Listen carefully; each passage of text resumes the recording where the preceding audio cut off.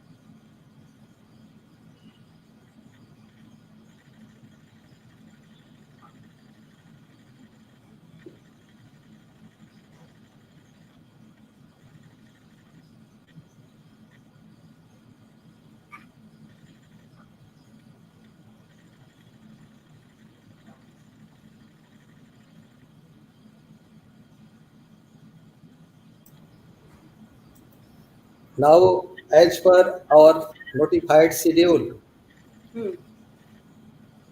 our university Honorable Advisor and Chief Executive Officer, Sir Vedant Garg, is coming for lighting the lamp and getting the blessings of Ma Saraswati for the betterment of the education, society, and for the successful commencement of our 5 days community development program. And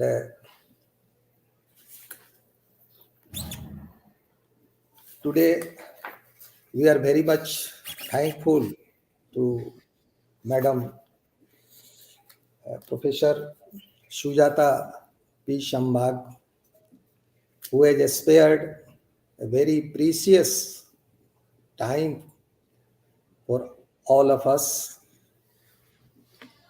And in these 5 days faculty development programs, that is starting from today, we have different resource persons, different academicians. Most of them are from now Honorable Advisor and Chief Executive Officer Vedant sir is present here, and Namaste, ma'am. and Madam Sujata Sambhag, she is the advisor, Honorable Advisor of NAAC. She has also joined.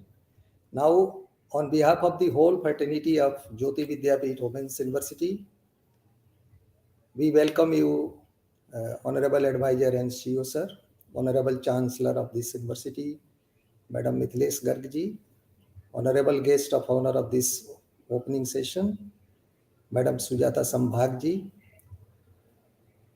our colleagues, all the participants, all the research scholars who are going to take part in first day of this faculty development program. I would like to request our leader, our dynamic leader of this university, our team, JVN Vedant Garg ji, that sir, please come forward to inaugurate this session by lighting the lamp.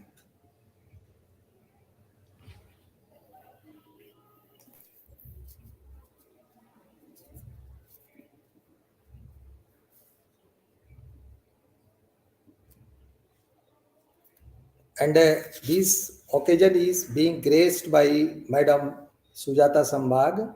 She is the guest of honor for this session. Madam Sujata Sambhag, she is gracing this function as the chief guest, as the guest of honor of this opening session. And as we are visualizing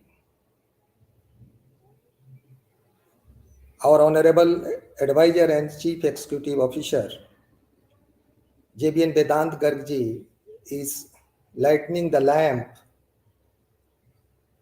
and he is praying to Ma Saraswati to bless all of us so that the light of education may spread across the country to empower the women. Also, the enhancement of skill to the faculty member for their development, for the development of the institution, and the skill that is the need of the hour as per NEP 2020 and other guidelines of NAAC and UGC. So please, everyone is requested to clap,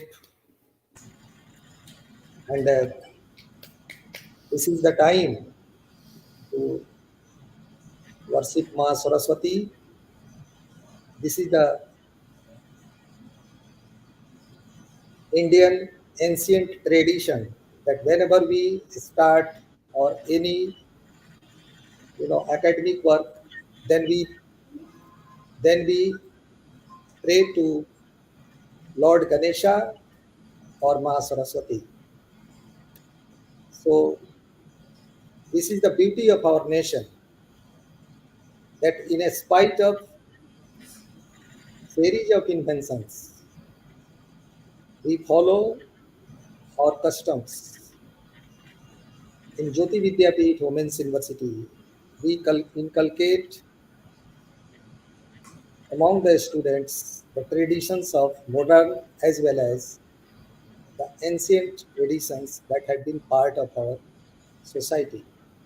So now Honorable Advisor Sir has inaugurated the function, and in this way this function has been the function of faculty development program that is going to be started from today, is formally started. So thank you very much, sir, for your kind of presence and inaugurating this function.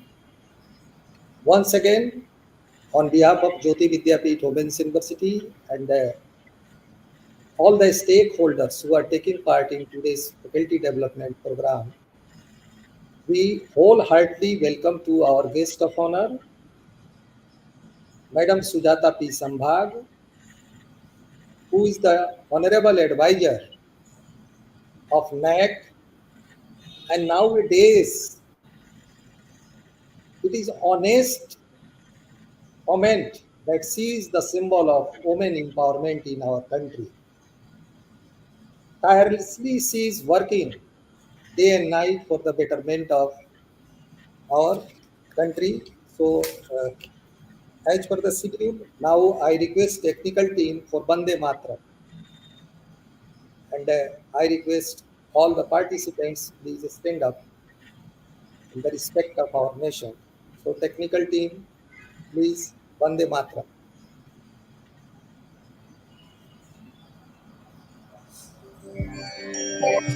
Vande Mataram Vande Mataram Sujala Suphala मलयज Sheetla सस्यश्यामला Mataram Vande Mataram शुभ्रज्योत्स्ना पुलकितयामिनी पुल्लकुसुमित द्रुमदलशोभिनी Suhasini सुमधुरभाषिणी सुखदां वरदां Mataram Vande Mataram Vande Mataram.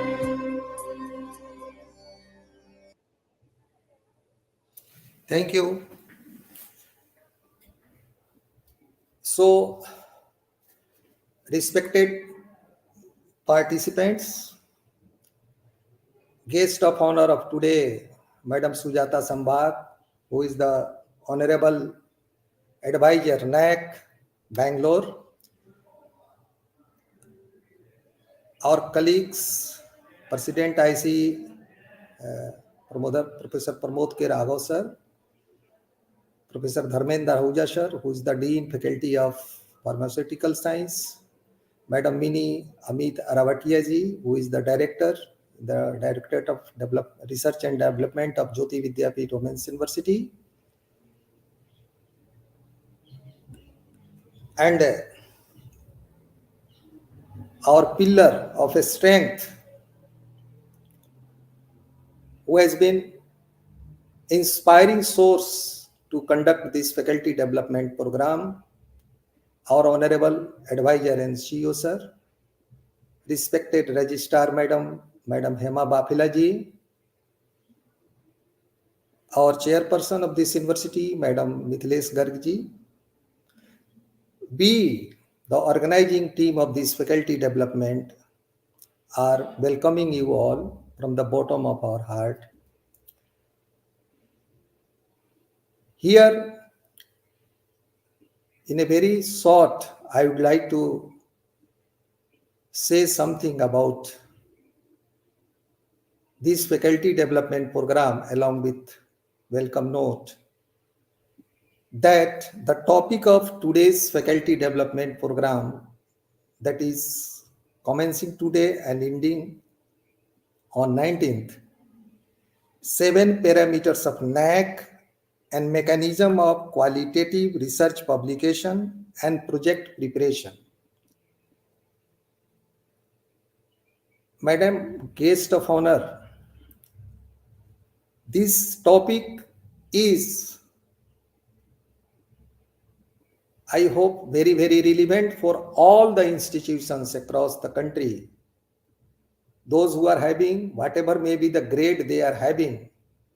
But we feel this is the need of hour, because all the faculty members or all the research scholars who are would-be faculty who are going to join as assistant professor in future, they should learn that how the assessment process is conducted by NAAC peer team.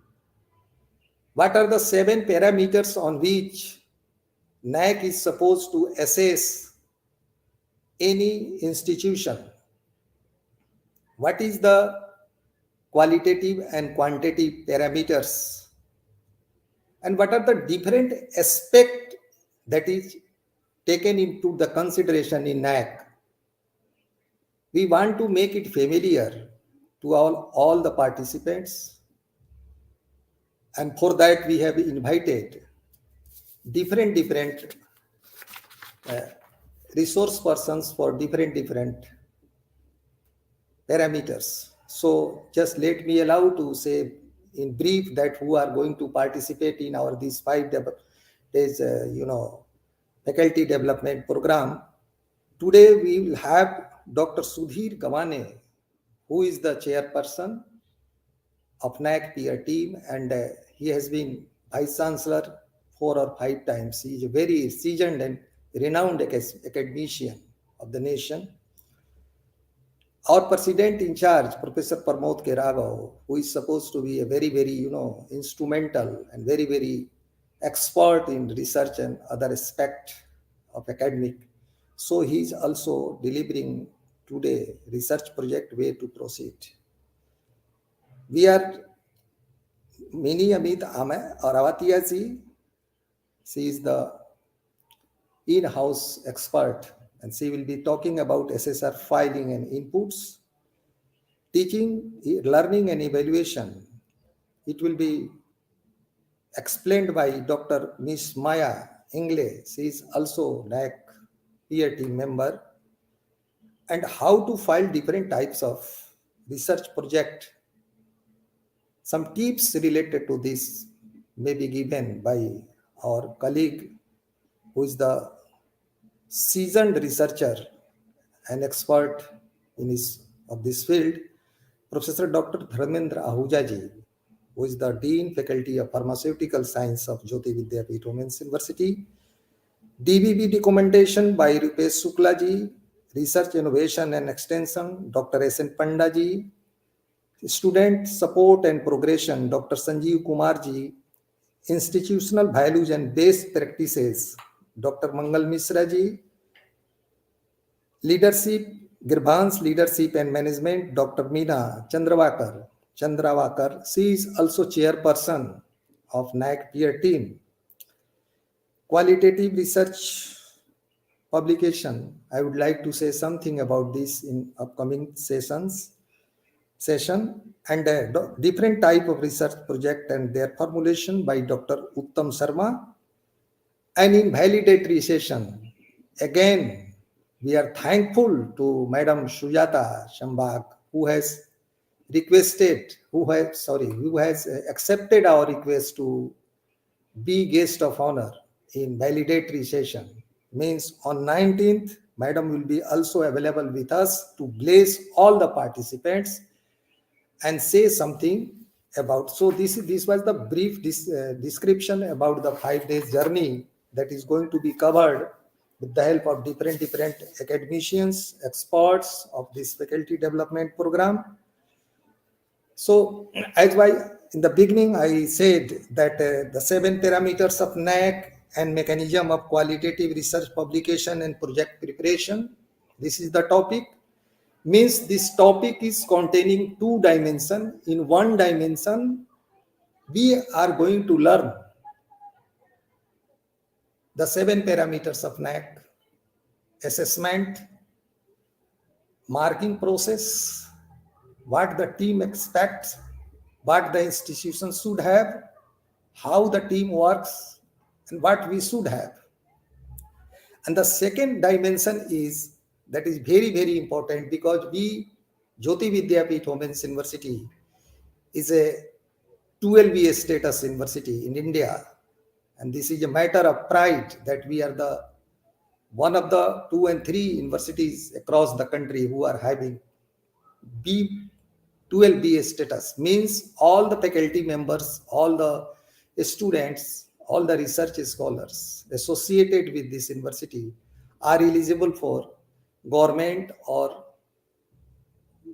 other statutory body associated fund.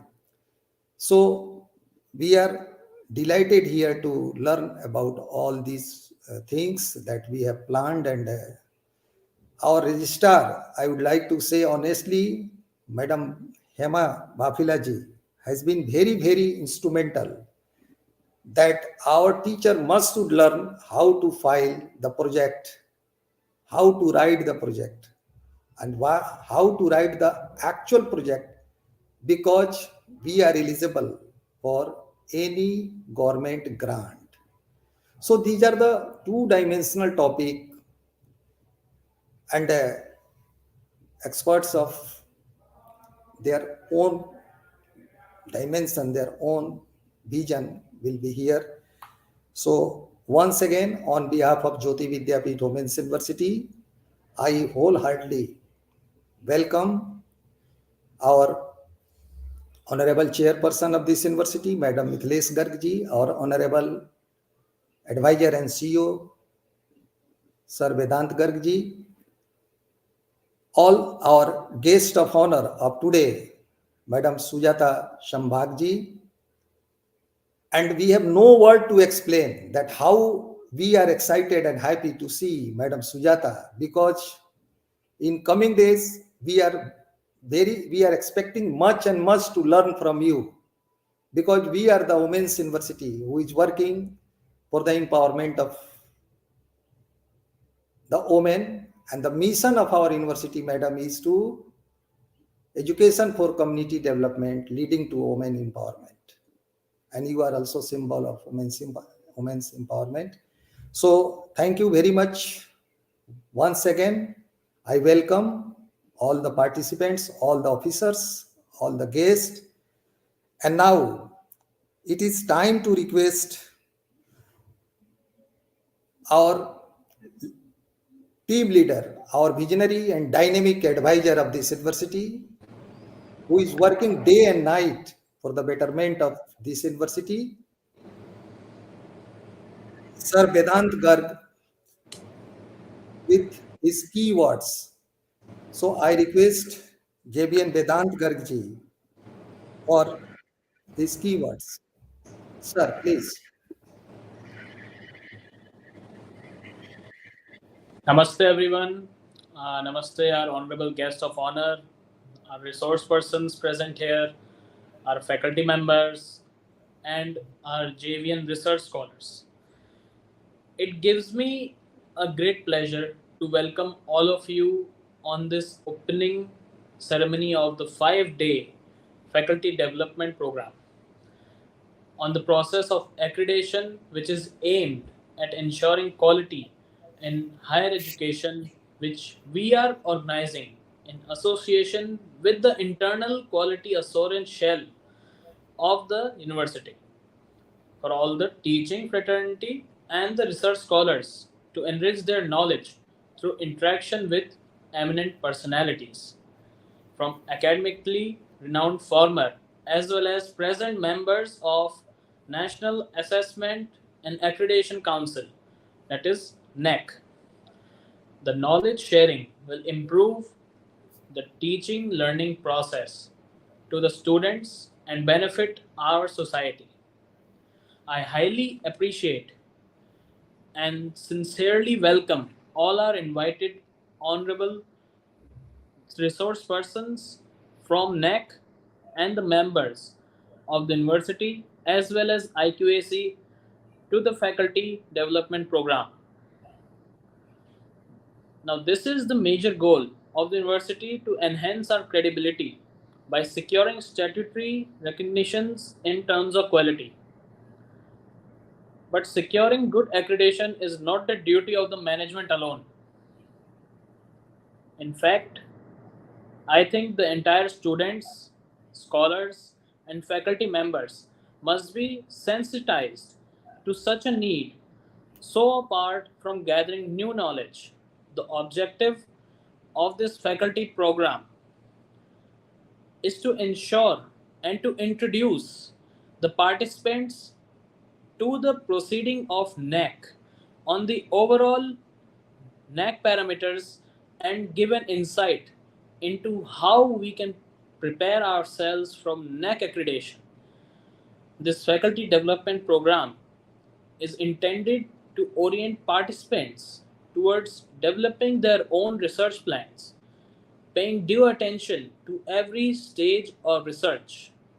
I would like to say this to all the faculty fraternity here today, that your participation as an academician, your expertise, your knowledge, and your experience as an educator is greatly needed to enrich both policies and curriculum in the university so that the students that come to JVWU will experience a great learning education environment and can achieve their targets and career goals. I wish this faculty development program the best of success and would certainly look forward to seeing the outcomes. And once again, I greet all the participants who have assembled here, and again, a very warm welcome to the guest of honor and all the resource persons present here. Thank you so much, and namaste. Thank you, sir, for your kind words. And really, we all are inspired here to see you and listen you.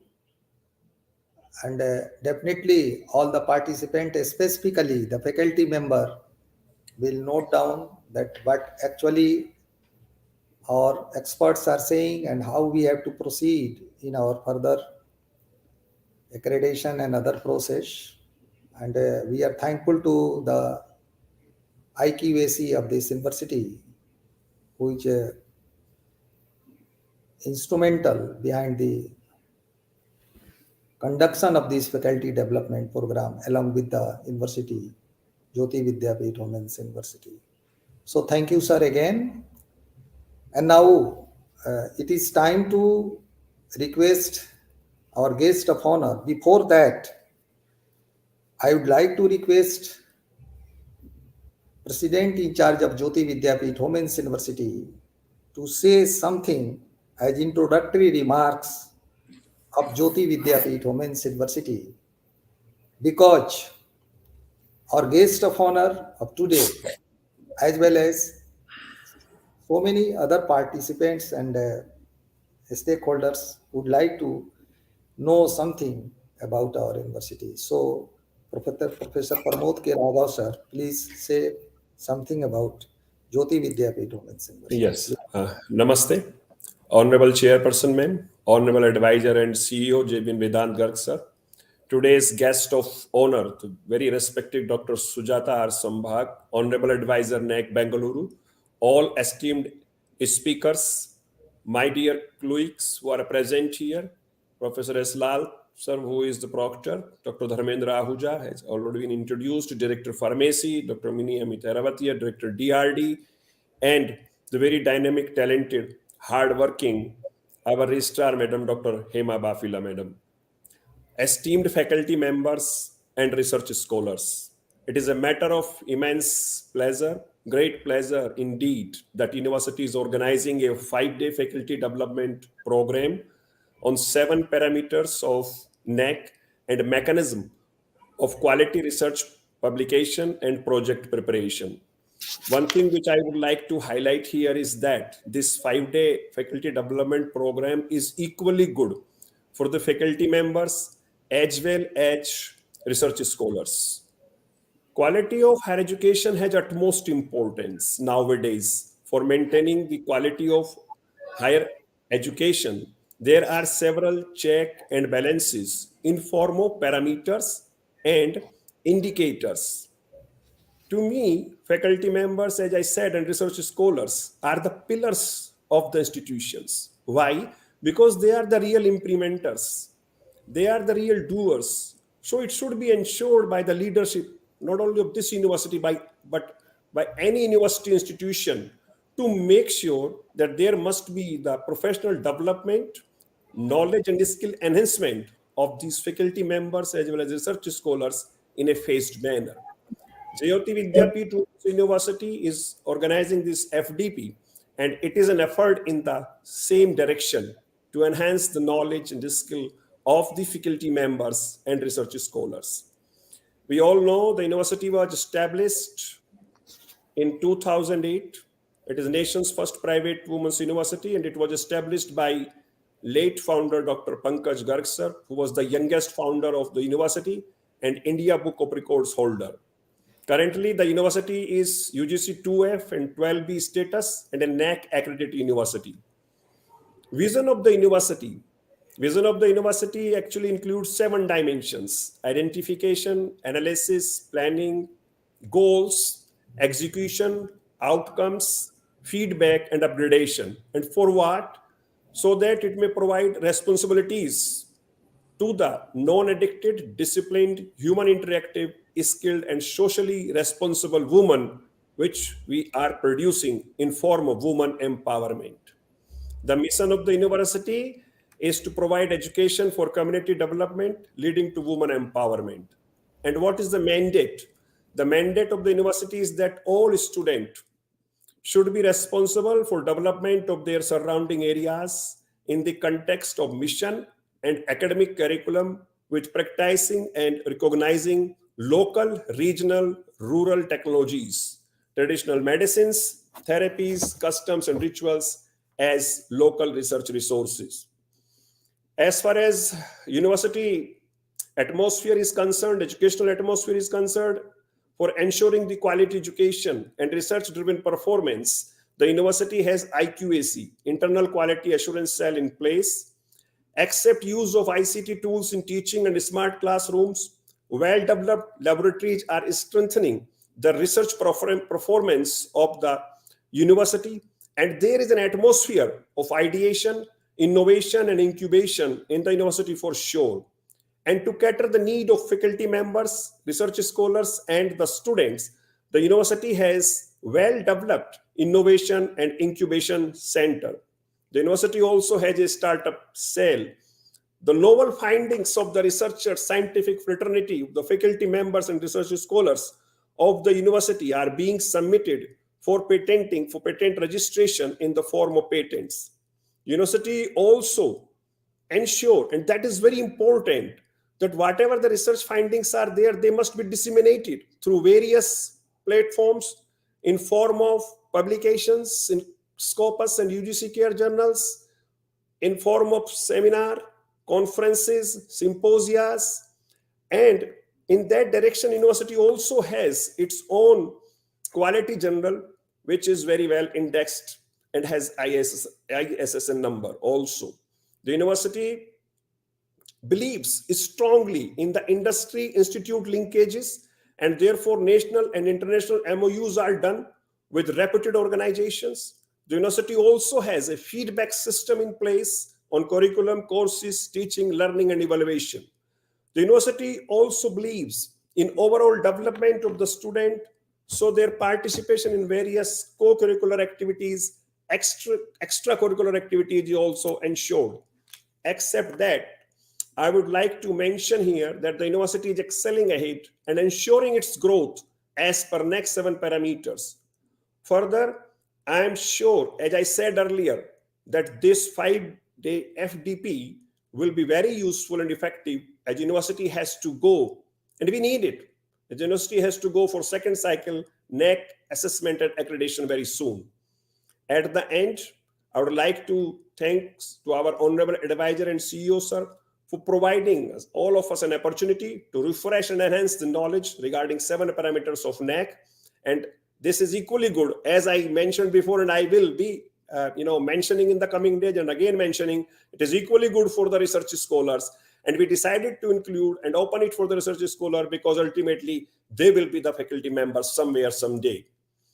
At the end, again, I wish all the best for the successful conduction of this 5-day FDP. Thank you very much, and thank you for having me. Namaste.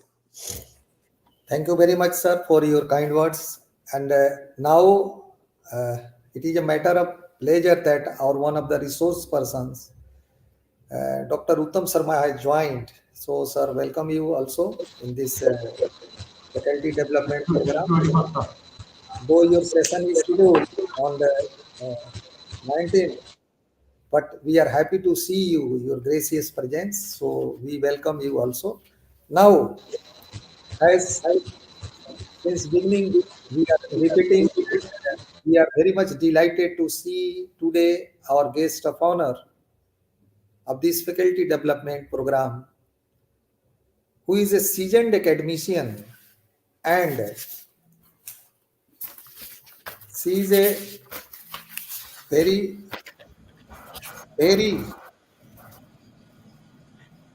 instrumental. She has been very instrumental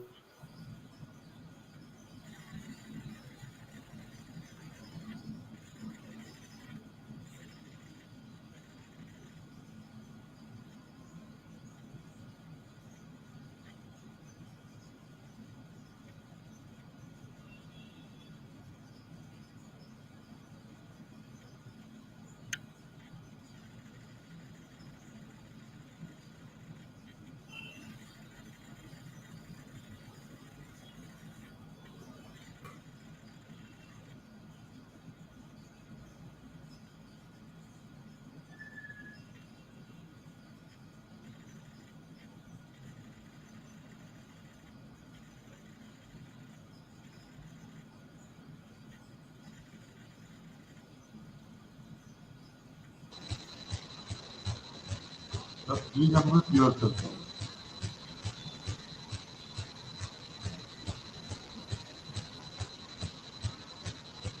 आप unmute कर लीजिए अपने आप को, Lal sir. Kindly unmute yourself. Yes. Sorry. Now I would like to request Madam Sujata P. Sambhag, who is a very seasoned academician, and she has done a lot of work not only in the field of education during her research and other activity, but she has mapped a very one-to-one correspondence that how the need of academic should be connected to the society, how the need of society should be connected to the curriculum, and how the need of the industry should be connected to the curriculum. She has vast experience of her field, and it is a matter of pleasure that after her joining as the honorable advisor of NAAC, the accreditation process has been accelerated, and there is a very transparency and honesty as usual is visualizing across the nation. So madam, we are thankful to you for your gracious presence. And now, on behalf of the whole fraternity of Jyoti Vidyapeeth Women's University, IQAC team, and the organizing committee of this faculty development program, I request Madam Sujata P. Sambhag for your kind words, and I would like to listen by you that what should be the insights for this FDP, how we should proceed. I hope your speech, your blessings will be torch bearer for all the participants, for all the faculty members, all the research scholars who are here as a learner, as a student today. So we request you, Madam Sujata, please. Thank you. Namaskar, Chairperson, CEO, President, Vice Chancellor, Registrar, and IQAC members and learned faculty, research scholars, and my dear friends. I extend warm greetings to all of you. Your enthusiasm in organizing as well as in participating in this FDP itself shows your interest in quality improvement. I'm happy. Yesterday, while I was looking at your website, I saw the Jyoti Vidyapeeth Women's University is established in rural settings with an aim to provide women education in unconventional fields and fill the gap by offering all programs under one umbrella for girls candidates to produce skilled, educated, disciplined candidates as a role model to society in the form of women leaders. This can be achieved only if you have a competent teachers who are important, very important stakeholders who can mold the students and build the future of the students to achieve these HEI vision. To empower teachers, universities organizing faculty development program, which is a good move in this direction. Teachers are like nervous system in the human being, and a quality of teachers will decide the quality of your institution, and in turn build a good citizens by bringing up all these students of your institutions. Quality shall be consciously built in. It is only the quality culture we build in the institution will be able to take the HIs to newer heights. Understanding these aspects, the university is organizing the faculty development program which shows the quality consciousness of the HI. As all of us are aware that NEP emphasizes on building Atmanirbhar Bharat by providing relevant, cost-effective, quality education to everyone. Working towards this NFE stresses on accountability of the learner, accountability of the teachers, and accountability of the institution. Accountability of the learner is the learner's responsibility, and teachers' responsibility is showing the learner the path how to be a lifelong learner. Building academic ambience is the responsibility of the institution. It also lays lot of emphasis on empowerment. Empowerment of institutions is the offering different types of courses of their choice, and in turn credit transfer and credit accumulation. Empowering the students to choose what they want to learn, when they want to learn, how they want to learn, whether online, self-learning or offline, what subjects they want to learn. All these things I hope the HI is providing. Empowerment to the teachers to develop and offer a quality courses based on their expertise. Hope this FDP is small step in this quality movement. NAAC expects, or what NAAC defines as the educational quality, is nothing but the quality of the students' experiences provided in the institution campus through relevant and outcome-based curriculum transacted through the latest and appropriate pedagogical practices. If you look at the current situation to be successful, the teachers, learners should be conversant with the technology-mediated teaching and learning processes. All these good practices with curricular design will empower the students with required life skills, employable skills, and empathy towards society. National Assessment and Accreditation Council (NAAC) is striving to inculcate quality culture in higher education institutions through its assessment and accreditation process, that is through self-evaluation and external evaluation. Self-evaluation helps the institutions to understand their strengths, weaknesses, opportunities, and challenges. Understanding the self, they will be in better position to frame their strategic plans for quality provisions and build quality culture in the institution. It gives them proper directions, help in team building, benchmarking, and institutionalization and internalization of best practices, effective feedback system, and academic and research ambience. In this direction, you are moving right now by conducting this FDP. As said by the CEO, quality is the responsibility of every stakeholder. Building quality culture in education system is individual as well as collective responsibility of all stakeholders. And this will help in turn build the quality culture in the higher education institutions.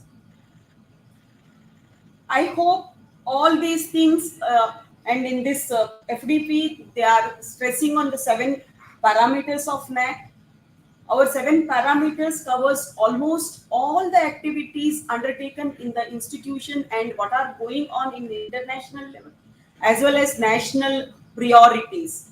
And we have 5 core values, which I will be telling you on the valedictory day. And you can look at those 5 core values, and if institutions works towards those achieving those 5 core values, definitely they will move towards excellent and they will achieve the excellent.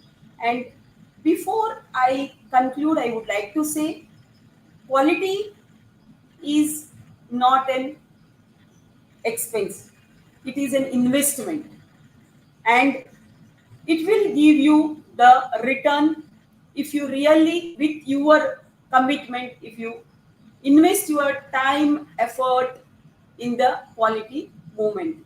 I wish the institution all the best, and all the participants hope you will understand NAAC processes, and in turn, once you start looking at yourself, you will know where you stand and where you have to go, and what are the strategic plans you can develop, and what are the resources you have, and how you can mobilize further resources. As Sir said, you are at 12B institution, you can write for the projects and you may get certain projects. In turn, you can improve your research ambience, and I hope this FDP will help you in understanding whole NAAC process and the philosophy behind it, and the you will be able to be a good researcher, or you will learn certain research qualities, and in future you will be a good researcher, and a good researcher can become a good teacher too, and in turn hope you will be able to achieve the vision of the institution. With this, with best wishes, I conclude my piece. All the best. Thank you, madam. Thank you for your uh, such blessings to our all the participants and your direction that in which direction actually we all team members should intend to get the goal and what NAAC actually expect and how we can get that goal that is supposed to be obtained by any academic fraternity. So we are thankful to you, madam, and really our all the participants are happy to see your this gracious presence.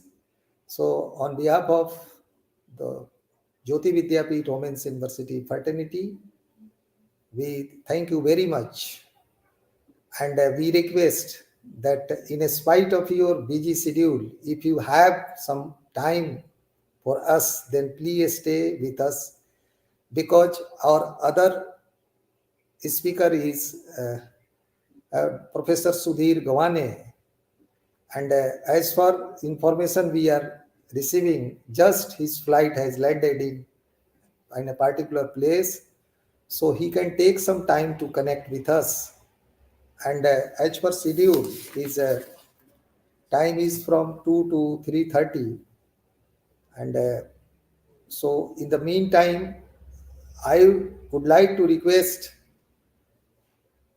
the DRD director, Dr. Mini Amit Aravatia, that you say few words to all the research scholars who are today here, that what they have to actually do, how they have to utilize this faculty development program, how this faculty development program is going to be useful, because most of the faculty members, most of the research scholars are working in any institution, and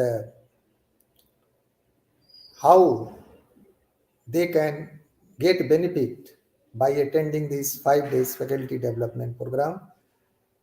And during your this discussion, I hope our another resource person will come and he will join the session. So I request Dr. Mini for a few words, please. Thank you, sir. First of all, namaste to Honorable Chairperson Madam, Honorable Advisor Sir, Registrar Ma'am, all the university officials, and a warm welcome to the guests connected over here and who will be a part of this FDP. I extend a warm welcome to all of them. Thank you, sir, for inviting me on this platform. Most of the scholars are attending this FDP. They are connected through YouTube. So, as you rightly said, that it is beneficial for them because today they are research scholars, but tomorrow they will definitely be the faculty members. So, if they start their journey of development at the stage of this during their PhD, their research, so definitely it will be very helpful for them. And yes, as research scholars, being the students of the university or being the student of any higher education institution, they also play a very crucial role in NAAC accreditation because their credentials, uh, their research work plays a very important role. Being this in our university, we are we are into quality research work. So we engage them for quality publication, like it is a part of their research journey to write project proposals, to apply for government grants, and to get their publications done in Scopus or Web of Science or UGC Care.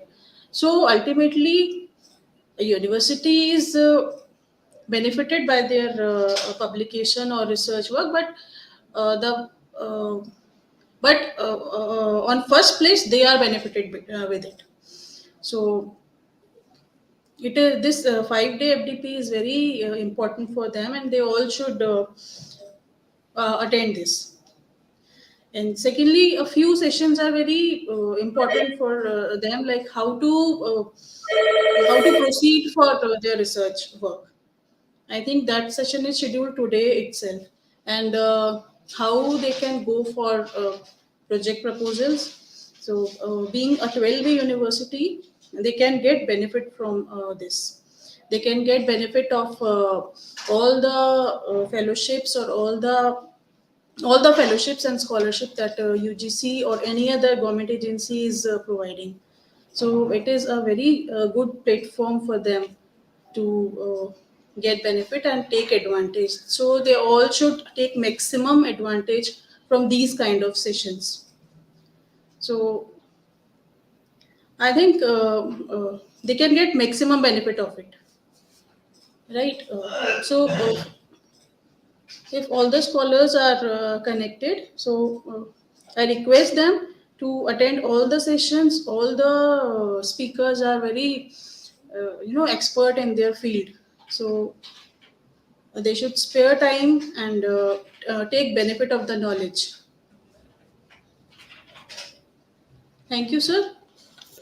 Thank you very much. And now we have one of the one of the resource persons is here, and he is Professor Uttam Sarmaji.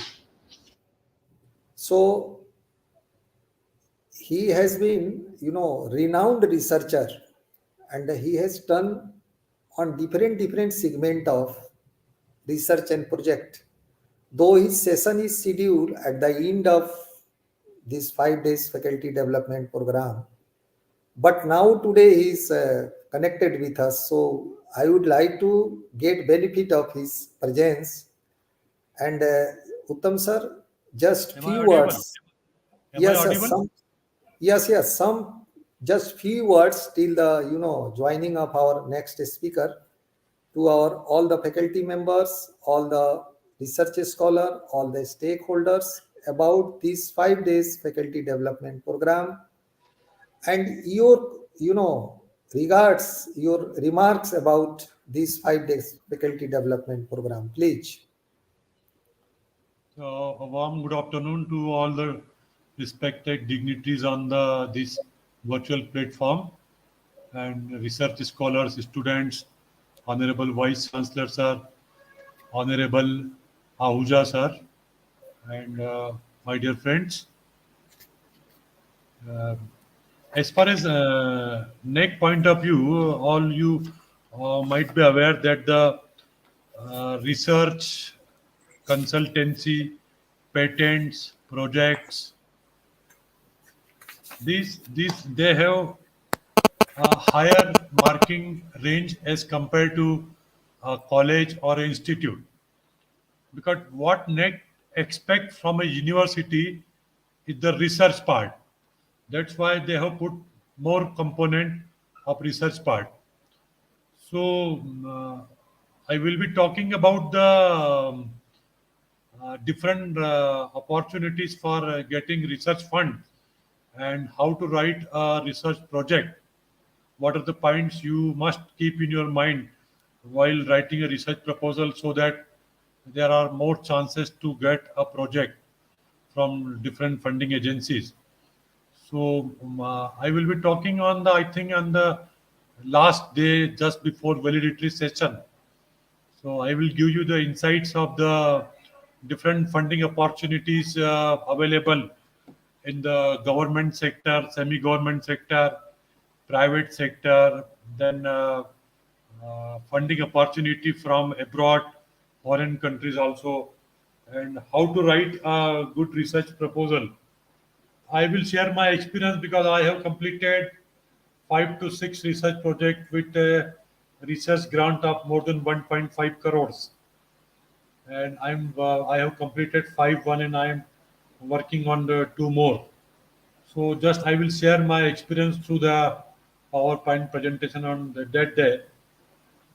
And I'm thankful to this Jyoti Vidyapit University for giving me opportunity to talk about the research and funding opportunities, all those parts.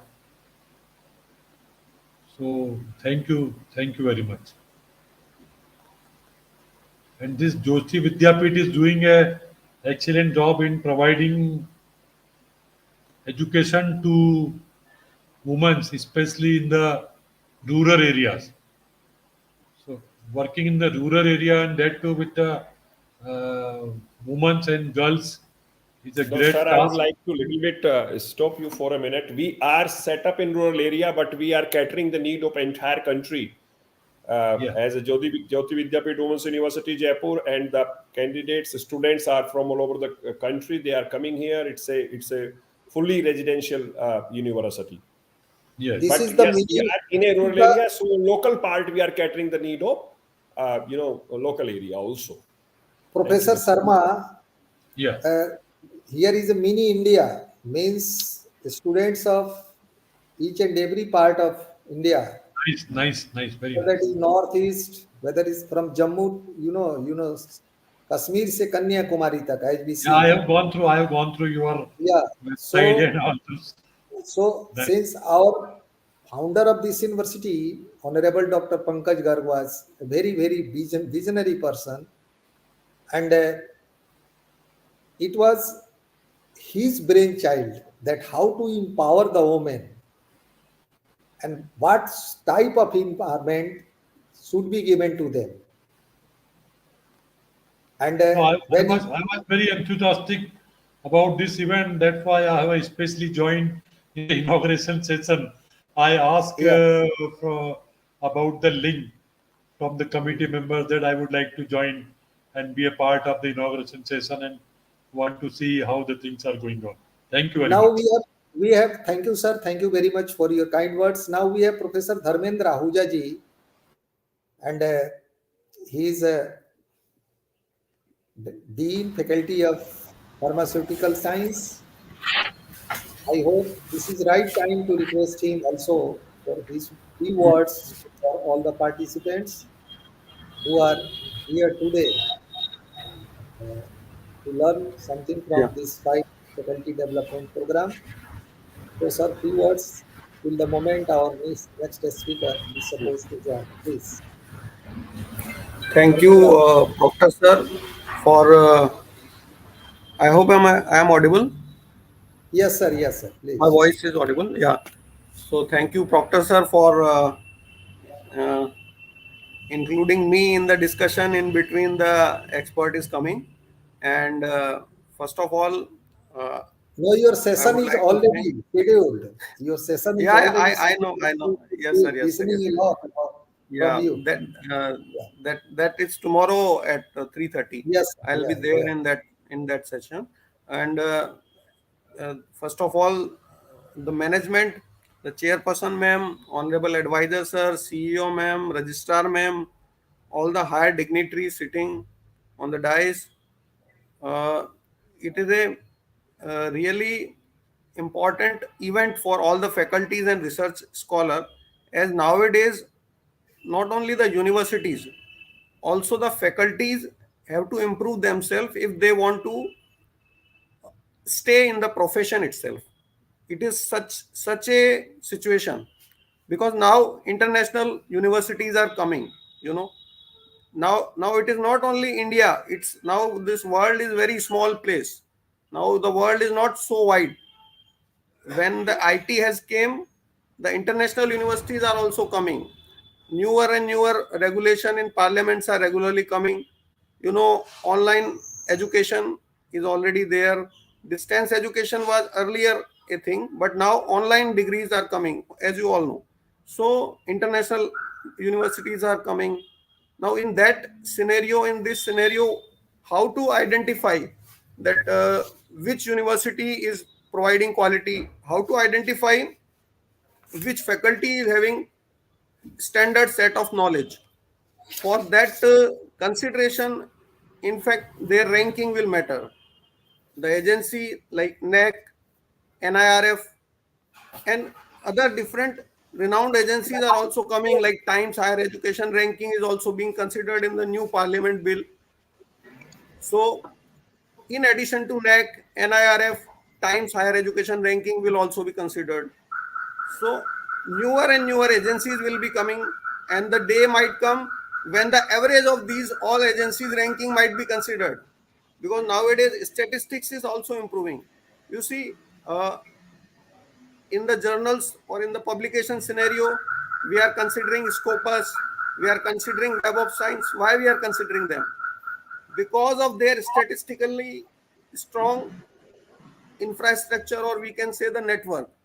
So in coming areas or in coming days, when the transparency will matter, when the quality will matter, even the average of all accrediting agencies might be considered. I mean to say, now international universities are coming, education is changing, so it's a right time. The faculties should change themselves according to the changing environment. They should make them IT enabled. They should make them with the flow, because otherwise in after 5 years, if they are not changing themselves, if they are not publishing paper, if they are not applying good projects, if they are not doing other good things. Now in intellectual property there are 7 types: patent is there, copyright is there, geographical indication is there, number of other type of things, design is there, trademark is there. So all faculties should explore themselves, should think how they can inculcate and how they can basically achieve their education or their expertise in all the areas, and to provide them knowledge of all these. This is the right platform. All experts are with the effort of university management, and of course Professor Lal sir. University has arranged a very good platform, because here all experts whosoever will be delivering the session will be of a standard level. So it's really commendable effort the management has done. And being part of, I am also part of board of management, so it's a matter of proud that we are conducting such a effective session for the students. And I hope this will be very much useful for the students. As far as my session is concerned, I'll be putting lights on project application and all, so that will be tomorrow at 3:30. So thank you, sir. Thank you very much, sir. Your this, your these words are the catalyst in chemical reaction. There is a role of catalyst that increase the rate of reaction or that decrease the rate of Enhance the reaction. rate of reaction. Yeah. Yeah. So your these words definitely is going to work as the catalyst for those who are here. Definitely they will be, inspired by listening Professor Dharmendra Ahuja ji. So thank you very much, sir. Thank you, And sir. now, as per our coordinating team who is connected with Dr. Sudhir Gawane, sir, after his invitation from NAAC, the chairperson, he is busy in some other documentary work. As soon as he will be free from that episode, he will be connected with us. Meanwhile, we have one of the very legendary expert, and who is Dr. Rupesh R. Shukla ji. So he will be giving his details, because he has also for other sessions also. He is in Sri Cloth Market Kanya Banjya Vidyalaya NAAC, that is UGC NAAC grade A plus accredited institution. Also, that institution has UGC 12F and 2B registered. He is a HOD of computer science. And as per my knowledge is concerned, on all the 7 parameters of NAAC, He has very good knowledge and command. So it is not a replacement. Dr. Rupesh Shukla is not a replacement of Professor Sudhir, but we are interested, our participants are interested to listen by Professor Dr. Rupesh Shukla sir, who is having 22 years of experience in academy. And the topic for this session, that is scheduled for 2 to 3:30, is teaching, learning, and evaluation. So I request Dr. Rupesh, please you elaborate this topic, that if the first, sorry, this topic is curriculum aspect. Aspect, yes, sir. This is the parameter one, curriculum aspect. This is the topic for Sudhir Gawane sir. So I'm extremely sorry for wrong pronunciation or changing the topic. You just say or elaborate curriculum aspect. This is the topic for this session. So please, Rupesh R. Shukla sir, please. Sir, thank you so much, sir, for such kind words for me. I am also thankful to all the JVNs and respected Dr. Mangal Mishra sir, who are one of the session speaker also, and my guru, mentor, philosopher, and guide also. I learned from them each and everything. It may be the words are mine, but everything is there. So I'm thankful to them also, and I'm too much thankful to Sobalal sir for giving opportunity to talk intellectual property of all the JVNs, because all the teaching fraternities are the intellectual property of this university. And I always start with this sentence that we are the intellectual property, because whatever we do that reflect in the quality of the university or in the education. Even though some part are depending on the management, but higher authorities also, but whatever you do that will reflect in the quality. So sir, as per sir instructions, I have to take the curricular aspect. So I am sharing this one screen with me and directly from the manual, so we can directly talk on the topics that are required to prepare for DVV as well as the NAAC team.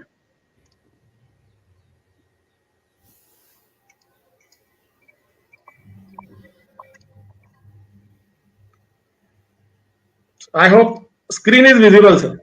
No, sir, not it. It will take few minutes, few seconds, Okay. sir. I hope. No problem, no problem. I have shared it. So technical team, please see, is there any problem? Please help Rupesh sir. To Rupesh sir, please. Yeah, Yes, now just. Yeah, this is Yes, criteria for curriculum aspect. curricular aspect. So this is of 150 marks of this criteria one. So we'll talk directly what we have to do in this particular criteria and the metrics involved in this criteria. So complete 150 metrics. First key indicator is curriculum design and development. Second is academic flexibility, and third one is curriculum enrichment, and next one is the feedback. So these are the four key indicators in this particular criteria. So curriculum design and development, basically here you have to write the 500 words for that, but what the NAAC peer team expect from your side, because this is the qualitative metrics. You can see this is the QLM means the qualitative metrics and QNM means the quantitative metrics. This QLM will be observed and monitor and pointed by the peer team, and this quantitative metric will be observed and monitored by the DVV team. So this curricular development basically involved in the university start from how you design your curricula, basically we have the board of studies, and in those board of study, we do the lot of practice to design and develop the curricula. But what type of practice are basically required to develop a curricula is that in your university, I have seen that, because I am the member of computer science and the board of study. So I have seen that the members are from the different areas and different experts are involved in design and development of the curricular development. So from my side, one more thing is that you should involve the industrialist also, more industrialist also, so that we can find out the gap between the our curricula that we are delivering to the students and what is the current need, and that is maybe the future need. So there are three things, तीन चीजें हैं यहाँ पर. पहला, क्या हम deliver कर रहे हैं, दूसरा हम क्या करने जा रहे हैं और क्या चाहिएगा इन फ्यूचर. इन तीन चीजों को ध्यान में रखते हुए हम we will design and develop our system. So in each academic board of study, first involve the members who are outsiders. It may be they may be educationists or they may be the industrialists, but when how you put the effort into inculcate their ideas into your syllabus, that is very important, and the documentation process is very important. थोड़ा सा मुझे खेतेस कहने में अच्छा नहीं लग रहा है, लेकिन यहाँ मैं आपसे शेयर करूंगा कि जब हमने बोर्ड ऑफ स्टडी की मीटिंग शेयर करी तो आज तक हमें मिनट्स नहीं मिले. अब मुझे ये नहीं पता as a external member what are the points that you have included into the board of study from that are provided from my side. I don't know. So what are the minutes of meeting that must be shared to each and every members. It may be sorry for interruption, and sir, as the convener of that board of study, I would like to share with you that perhaps you should check the spam of your mail. Just after the end of the meeting, university management has sent you a mail, and if sir, I didn't receive. I didn't receive actually. That's why I'm saying it may be I'll check another time. Next I will check. But it may be what are the points that are shared by the members, and some more discussion is required to design and develop the particular syllabus. Next, second thing is that local, national, regional and global development. These are the 4 points that must be focused in your syllabus. One more good point related to the Jyoti University that I have seen that we have a local contacts and the regional contact also, and many certificate programs can be run on the basis of those contacts. हमारे कई गांव को हमने गोद लिया हुआ है, हमारे बहुत सारे कनेक्टिविटी है आसपास के एरिया में, तो उन पर्टिकुलर एरिया से रिलेटेड कुछ सर्टिफिकेट प्रोग्राम्स या उस पर्टिकुलर एरिया से रिलेटेड कुछ कोर्सेज हम हमारे सिलेबस में इनकलकेट कर सकते हैं. यही सारी चीजें आप रीजनल और ग्लोबल डेवलपमेंट के लिए बात कर सकते हैं. आपके जो एक्सपर्ट हैं, अभी जो भी एक्सपर्ट है वो हो सकता है उसमें इंटरनेशनल एक्सपर्ट भी हो, लेकिन मेरा इनपुट है कि उसमें कुछ इंटरनेशनल एक्सपर्ट को इंक्लूड करते हुए एक पर्टिकुलर जो भी आपका प्रोग्राम है उस प्रोग्राम में आप उन एक्सपर्ट्स की राय लेकर और उन पॉइंट्स को इनकलकेट कर दें. ये पूरी चीजें हुई 3. पहला हुआ कि आप अपने सिलेबस में किन किन लोगों को इन्वॉल्व करते हैं, गैप एनालिसिस फाइंड आउट करिए. गैप एनालिसिस के बाद आप उन लोगों से डिस्कशन करिए. डिस्कशन करने के बाद आप अपने लोकल, नेशनल, रीजनल, ये आपको बाइफर्गेटेड वे में दिखाना होगा कि आपने क्या लोकल, नेशनल, रीजनल और ग्लोबल नीड्स के अकॉर्डिंग सिलेबस में डिजाइन किया. फॉर एग्जांपल कंप्यूटर साइंस में अभी राइट नाउ जो करंट ट्रेंड्स है वो आर्टिफिशियल इंटेलिजेंस है, डेटा साइंस है, ब्लॉकचेन एनालिसिस है. अब ब्लॉकचेन एनालिसिस यदि या आर्टिफिशियल इंटेलिजेंस कंप्यूटर साइंस का सब्जेक्ट है तो ऐसा नहीं है, ये फार्मेसी में भी इंक्लूडेड हो सकता है, किसी दूसरे फील्ड में भी हो सकता है. सो क्या आप उनको अपने उन एरियाज में भी जोड़ने का काम कर रहे हैं? यस, देन आप इस पर्टिकुलर मेट्रिक के अंदर ज्यादा से ज्यादा पॉइंट कवर कर सकते हैं.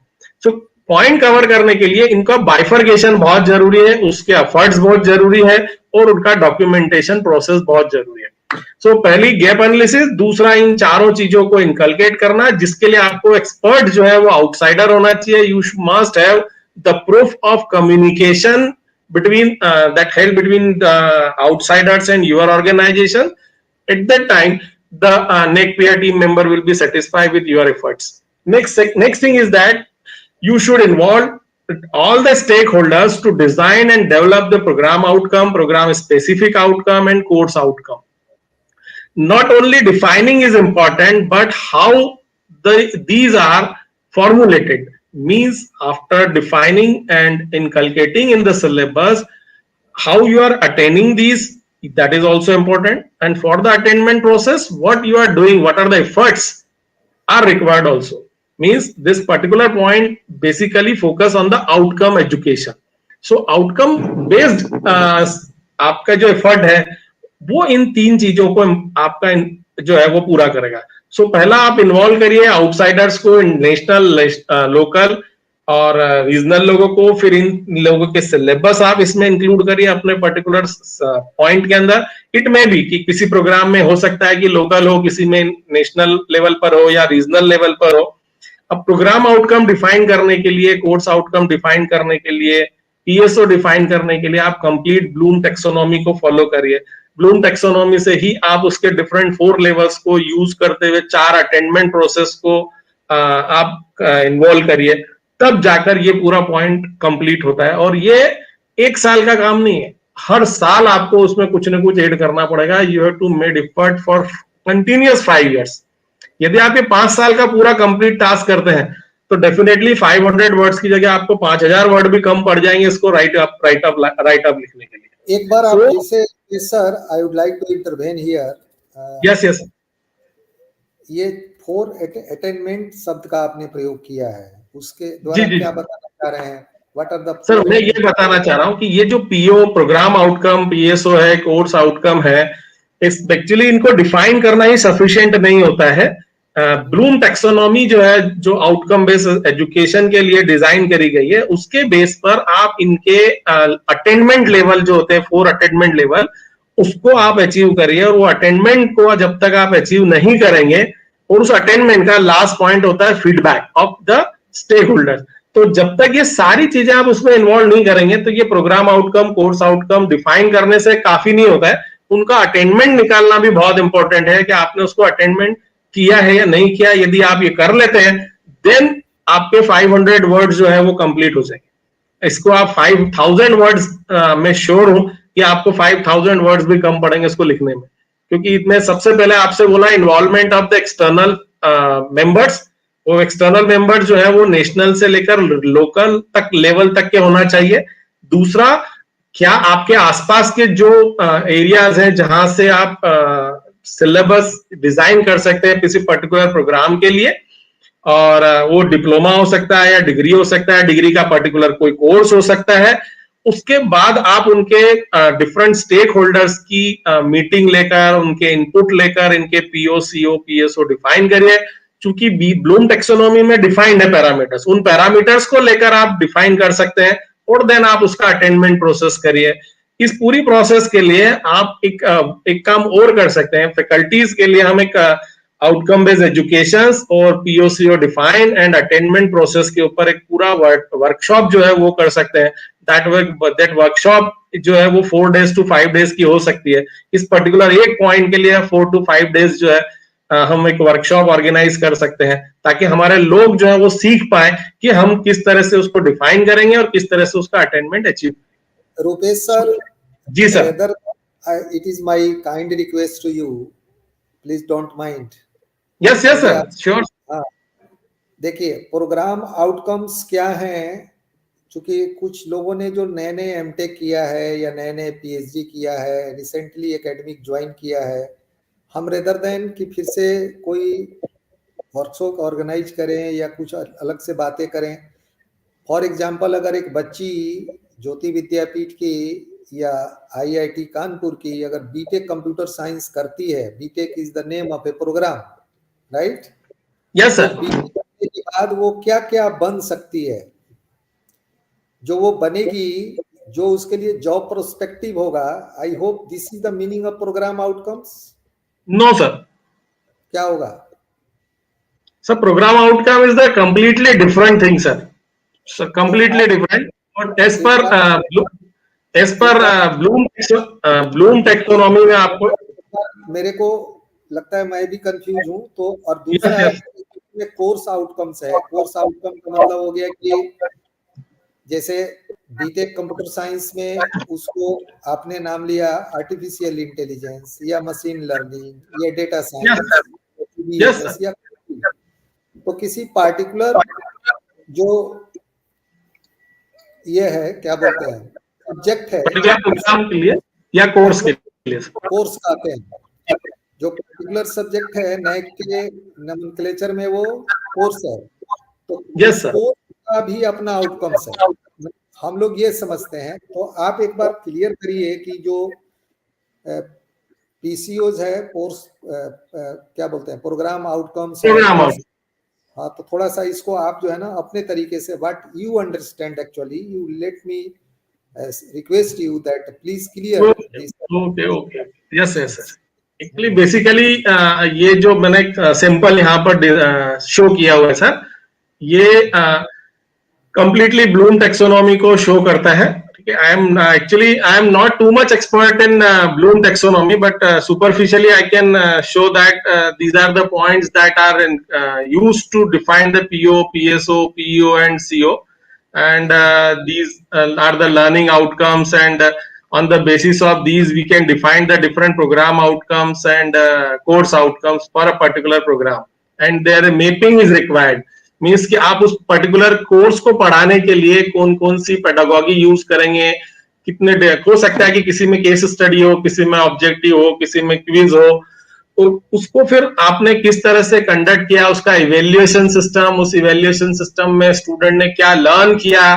तो केवल जॉब अचीव करना या प्लेसमेंट होना ही उसका आउटकम नहीं होता है, उसके अलावा बहुत सारी चीजें हैं जो कि इसमें पूरी इंक्लूडेड है sir.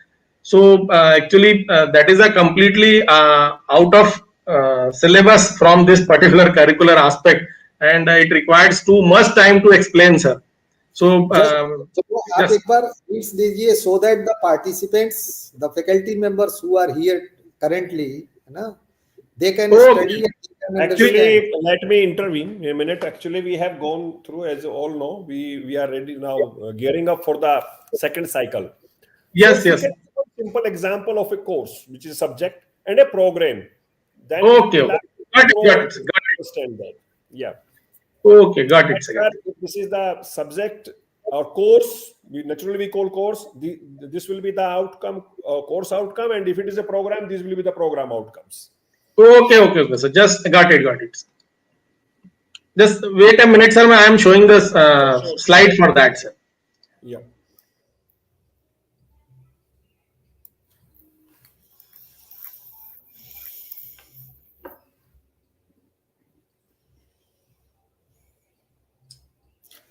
All the participants are requested that kindly note down the important facts, and these facts may be important for us because we are supposed to do accordingly in coming days. So this is very relevant discussion, and I Sir, hope within 1 that, minute I will share, sir, the complete slides. I hope that all participants are aware that what means curriculum aspect in NAAC terminology.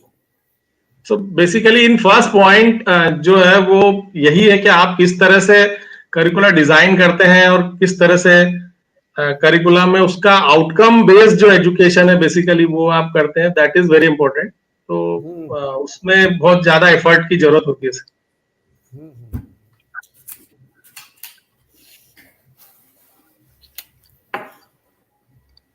हमारे teachers तो satellite बना रहे हैं, नहीं हम लोग तो एक से एक इन्वेंशन कर रहे हैं, हमारा एकेडमिया बहुत सारा काम कर रहा है, तो ये तो आउटकम्स बनाना और ये करना it's very simple task. I don't know कि आई डोंट बिलीव कि बहुत डिफिकल्ट है, हम नहीं बना सकते।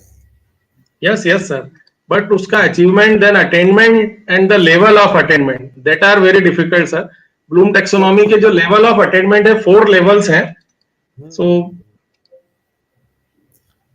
Yes, sir. So if you have any slide, then yes, please share. yes, sir. Within, I have shared from another account. Yes. Okay.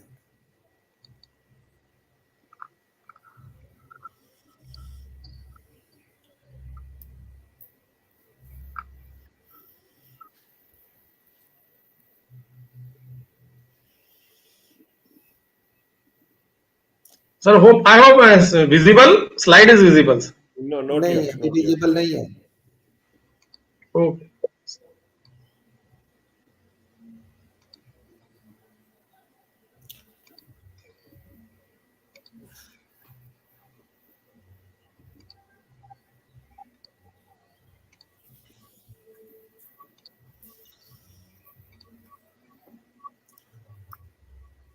Ji. Now it is visible. Now it is So, visible. sir, as you told that just our students are getting job and placement from different companies. So that is the outcome of that. So outcome-based education basically address the following key questions. No. I was trying to say that after completing a program, the outcome that The is PO. coming from the student. Yeah, that is a PO, sir. Actually, program outcome. Yeah, And program after outcome. completion, that is after completion of course outcome, that is this is the first PO, program educational objectives. Basically, it is the engineering degree programs if we are having, then the statement that describe the expected achievements of graduates in their career, also in particular, what the graduates are expected to perform and achieve. Yeah. शुरू से दिखाइए Rupesh sir please. Sir, this is sir actually there is a outcome based education actually completely. This. So outcome based education basically addresses the following questions. Means what do you want the students to have or able to do after the program, and how can you best help the students achieving it. आपका institute उसको किस तरह से help कर रहा है, आप क्या क्या उसके लिए कर रहे हैं. उसमें जरूरी नहीं कि केवल आप पढ़ाना ही है, बच्चों को जो हम सिखा रहे हैं वही सारी चीजें हो, ऐसा कोई जरूरी नहीं है. उसमें बहुत सारी चीजें होती हैं. हम उनको ट्रेनिंग है, वर्कशॉप्स है, सेमिनार है, कॉन्फ्रेंसेस है, रिसर्च पेपर्स है, ये सारी चीजें की इंटर्नशिप्स हैं, प्रोजेक्ट्स बेस्ड लर्निंग है, फील्ड वर्क है, स्कूल्स जो होते हैं वो है, प्रैक्टिस स्कूल से होते हैं वो हो सकते हैं. सो उस पर्टिकुलर आउटकम को अचीव करने के लिए आप स्टूडेंट्स के लिए क्या क्या ऑर्गेनाइज करते हैं, and next is how you will know what they have achieved, और उसके बाद आपको पता कैसे चलता है कि वो आपने उसने अचीव किया है कि नहीं किया है.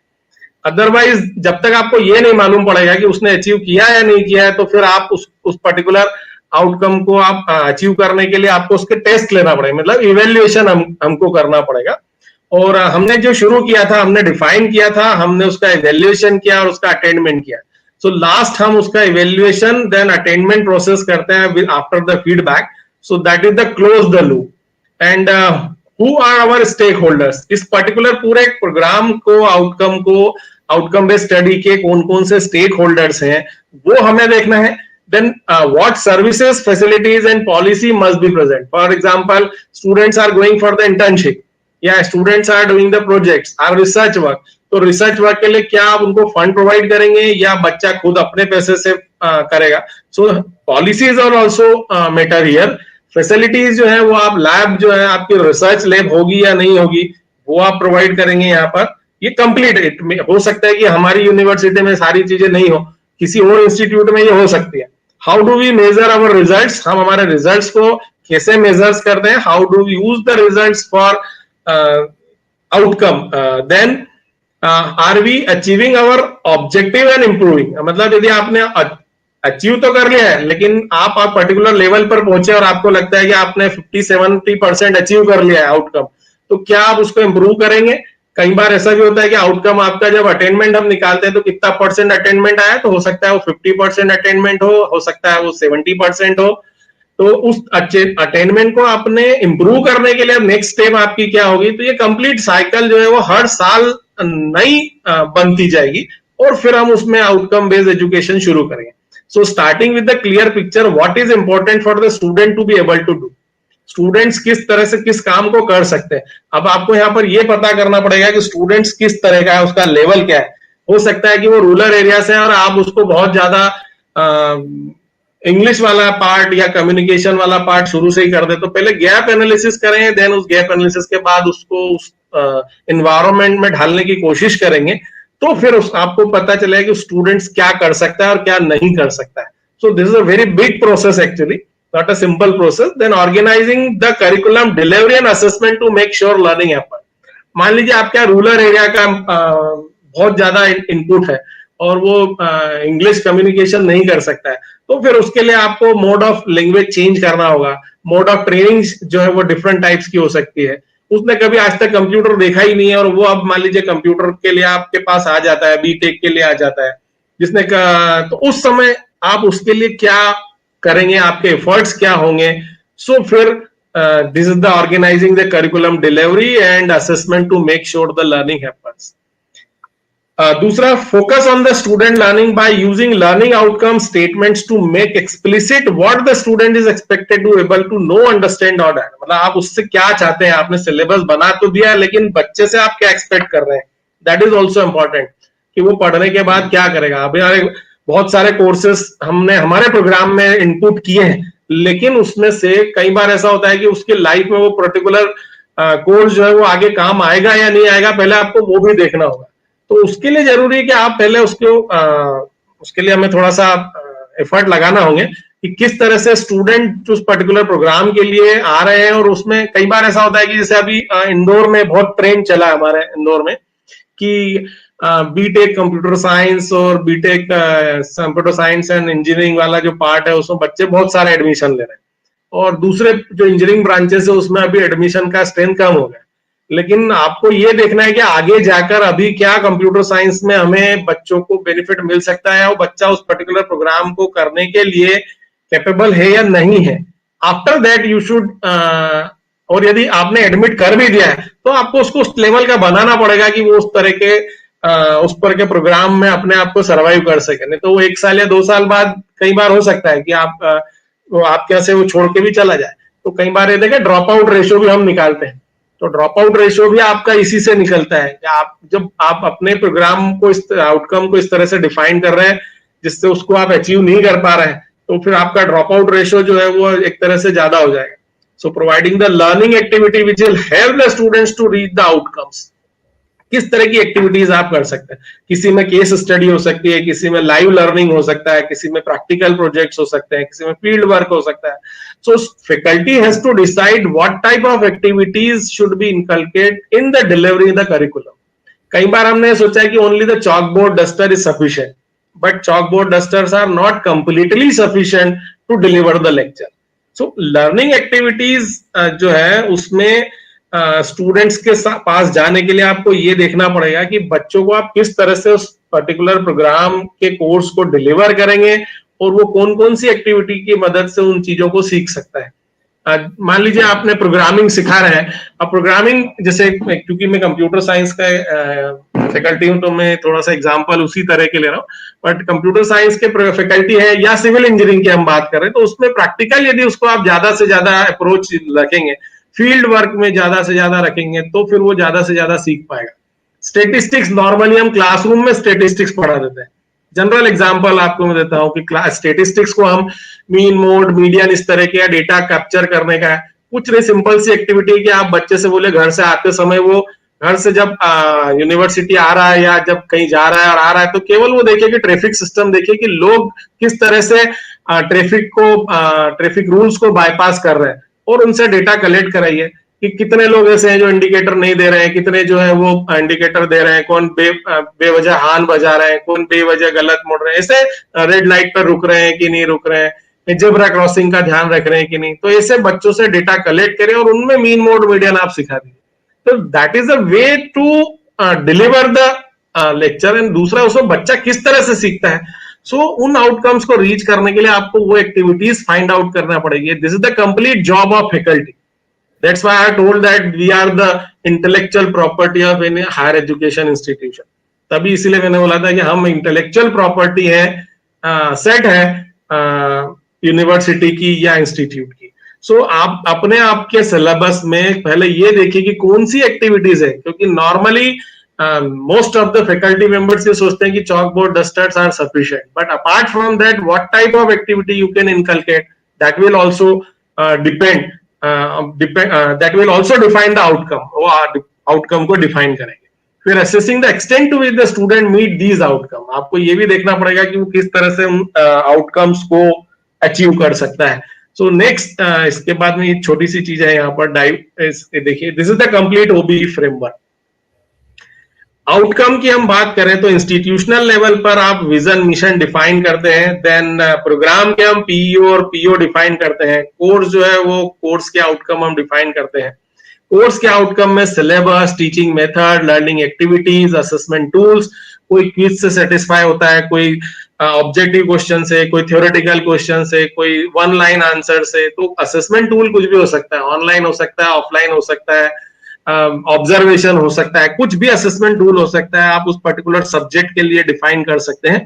सो कोर्स प्लानिंग एंड डिलीवरी में ये 4 इंपॉर्टेंट चीज होती है जो आपके कोर्स असेसमेंट के लिए इंपॉर्टेंट होगी। And assessment and evaluation, institutional assessment mean complete exam हम लेते हैं, पर्टिकुलर प्रोग्राम का असेसमेंट यहाँ हो सकता है। इंस्टीट्यूशनल असेसमेंट मीन्स वो कुछ नहीं, दूसरी एक्टिविटीज में भी पार्टिसिपेट करता है नहीं करता है ये भी देखना है। केवल पर्टिकुलर प्रोग्राम में उसने एडमिशन लिया है तो सब्जेक्ट पास करके हो जाए और चला जाए, ऐसा नहीं है। वो different curricular, extra curricular, sports, social activities में पार्टिसिपेट करता है या नहीं करता है, ये भी सारी चीजें हमें उसको देखना होती है। तो वो हम इंस्टीट्यूशनल असेसमेंट में करेंगे।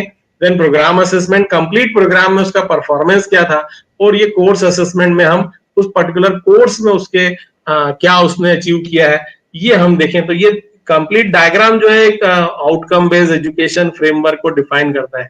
और मैंने जैसे शुरू में बोला था आपसे कि इंडस्ट्री एंड प्रोफेशनल जो है वो इनपुट्स एंड फीडबैक्स देते हैं इनको डिफाइन करने के लिए। सो वहां से शुरुआत होता है और आप इवेल्युएशन और असेसमेंट पर जाकर ये कंप्लीट आउटकम बेस्ड एजुकेशन खत्म हो जाता है। बहुत मैंने एकदम वेरी शॉर्ट में इसको डिफाइन किया है कि 3 से 4 दिन का कंप्लीट प्रोसेस है जो मैं, सर आपकी इजाजत हो तो मैं अब स्विच करूं उस पर्टिकुलर टॉपिक पे, अपने करिकुलर एस्पेक्ट पे। जी जी बिल्कुल बिल्कुल sir, thank you very much. Sir ये जो डायग्राम है ये आप इसको दिमाग में रख सकते हैं, completely keep in mind how the outcome education जो है outcome based education framework work करता है। Input from the outsiders means industry persons and professionals. Even industry जो है वो एजुकेशन के फील्ड को नहीं समझ सकते और प्रोफेशनल जो है वो इंडस्ट्री को नहीं समझ सकते। ये दोनों अलग अलग चीज हो जाती है क्योंकि ये प्रैक्टिकल पे काम करते हैं इंडस्ट्री पर्सन, और एजुकेशनिस्ट जो होते हैं वो थ्योरी पे काम कर रहे हैं। तो हमें उनके बीच का गैप, उनके बीच का कोऑर्डिनेशन करते हुए इनपुट्स लेना है और इन सबको फिर डिफाइन करना है। देन हम ये सारी चीजें डिफाइन कर सकते हैं और अटेनमेंट ला सकते हैं। केवल जॉब उसको दिला देना या उसका प्लेसमेंट कराना नहीं होता है, उसके अलावा उसको एक अच्छा इंसान बनाना, उसके अलग अलग एक्टिविटीज में उसके पार्टिसिपेंट, उसके अचीवमेंट, ये सारी चीजें हम जो है वो आउटकम के अंदर लेके आते हैं। So now I am proceeding towards the next part. So यहाँ पर अब 6 चीजें हैं 1.1.1 में, और जितना अभी हमने जो बात करी है उस हिसाब से यदि हम इसको तैयार करें तो आई होप आपको अब ये समझ में आएगा कि 500 वर्ड्स भी लिखना हमारे लिए बहुत मुश्किल होगा। 5000 वर्ड्स में ये पूरी कंप्लीटली चीज चली जाएगी, और तब जाकर आप फिर इसको पूरी प्रोसेस को यदि आप समझा पाते हैं, कोर्स फाइल आप डिफाइन कर लीजिए और कंप्लीट एक कोर्स फाइल के अंतर्गत आपके पास करीब करीब एक शीट में 18 एक वर्कबुक में 18 शीट हो सकती है। ऐसे जितने भी कोर्सेस है उनका आप कोर्स फाइल तैयार करके अटेंडमेंट तैयार करिए, और अटेंडमेंट तैयार करने के बाद आप कंप्लीट फाइल तैयार करिए। रुपेश सर, मैं आपको बीच में रोकूंगा क्योंकि सर श्योर सर, ये this is very very beneficial discussion. एक बार आप फिर से वहां पर आए जो आप दिखा रहे थे करिकुलम एस्पेक्ट। नहीं, ओरिजिनल स्लाइड। यस, इसका वेटेज ये क्वालिटेटिव जो मैट्रिक्स है उसमें 20 है ना? यस।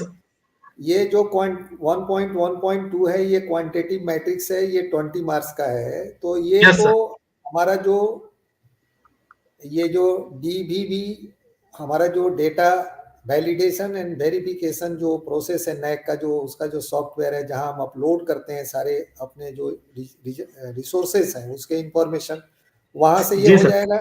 इसका मार्क्स तो हाँ, चलिए वो सॉफ्टवेयर देगा, जी कितने सर। रिसर्च पेपर हैं, कितने लैब हैं, कितने क्या है, ये हो गया। ऊपर का जो 20 मार्क्स है जो क्वालिटेटिव मैट्रिक्स वाला 1.1, मान लीजिए हमने 500 का हमारी टीम ने बना दिया, हमने बना दिया, राइट। जी सर। तो इसमें program outcomes is as per the definition of NAAC और as per the definition of expert like you हमने बना दिया। तो इसमें हमें कितने मार्क्स आ सकते हैं, क्योंकि आप सर जिस मैंने अभी अभी आपसे बोला कि मैं फिर से एक बार और आप ये वैसे अपना जो मेरा जो आपने नेक्स्ट सेशन में टॉपिक रखा है डॉक्यूमेंटेशन, उसी का पार्ट था ये, फिर भी मैं आप उसको थोड़ा सा एलेबोरेट कर देता हूँ शॉर्ट में कि आपको यहाँ पर जो डेटा रखना है वो डेटा केवल डिफाइन नहीं है, मैंने अटेनमेंट वर्ड भी किया है। That attainment process is must for each and every course, her course के लिए अच्छे। फॉर एग्जाम्पल आपके यूनिवर्सिटी में 1000 कोर्सेस है हर प्रोग्राम के मिला के, so 1000 course file must be prepared and with attainment. हर फाइल को आपको 1000 फाइल्स का अटेंडमेंट तैयार करना पड़ेगा। अब यहां पर आप कितना अचीव करेंगे ये डिपेंड करेगा कि आप उनको क्या शो करते हैं। तो सबसे पहले कम्युनिकेशन आप शो करिए एक्सपर्ट से, इंडस्ट्री एक्सपर्ट से और एजुकेशनिस्ट से, प्रोफेशनल से। उनके जो व्यूज आपने लिए हैं उनको आप अपने सिलेबस में इनकलकेट आपने किया है वो आप उसको दिखाइए। नेक्स्ट उसके बाद आप जो तीनों चारों चीजें हैं, लोकल, नेशनल, रीजनल, ग्लोबल, इनको अलग अलग डिफाइन करिए कि लोकल नीड हमारी ये है, उसके बेस पर हमारे ये पर्टिकुलर कोर्स है। रीजनल नीड ये है, इसके अकॉर्डिंग हमारे ये नंबर ऑफ कोर्सेस हैं।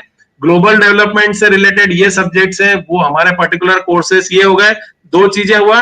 देन इन सारे कोर्सेस का आपको कोर्स आउटकम डिफाइन करना है और जिन पर्टिकुलर कोर्स में है उनके पीओ और पीएसओ और पीईओ डिफाइन करना है। देन सारे कोर्सेज की कोर्स फाइल आपको तैयार करना है। मान लीजिए आपके यूनिवर्सिटी में टोटल नंबर ऑफ कोर्सेज जो है वो 1250 को है, 1250। तो आपको 1250 कोर्स फाइल तैयार रखना पड़ेगी 1 से लेके 1250 तक।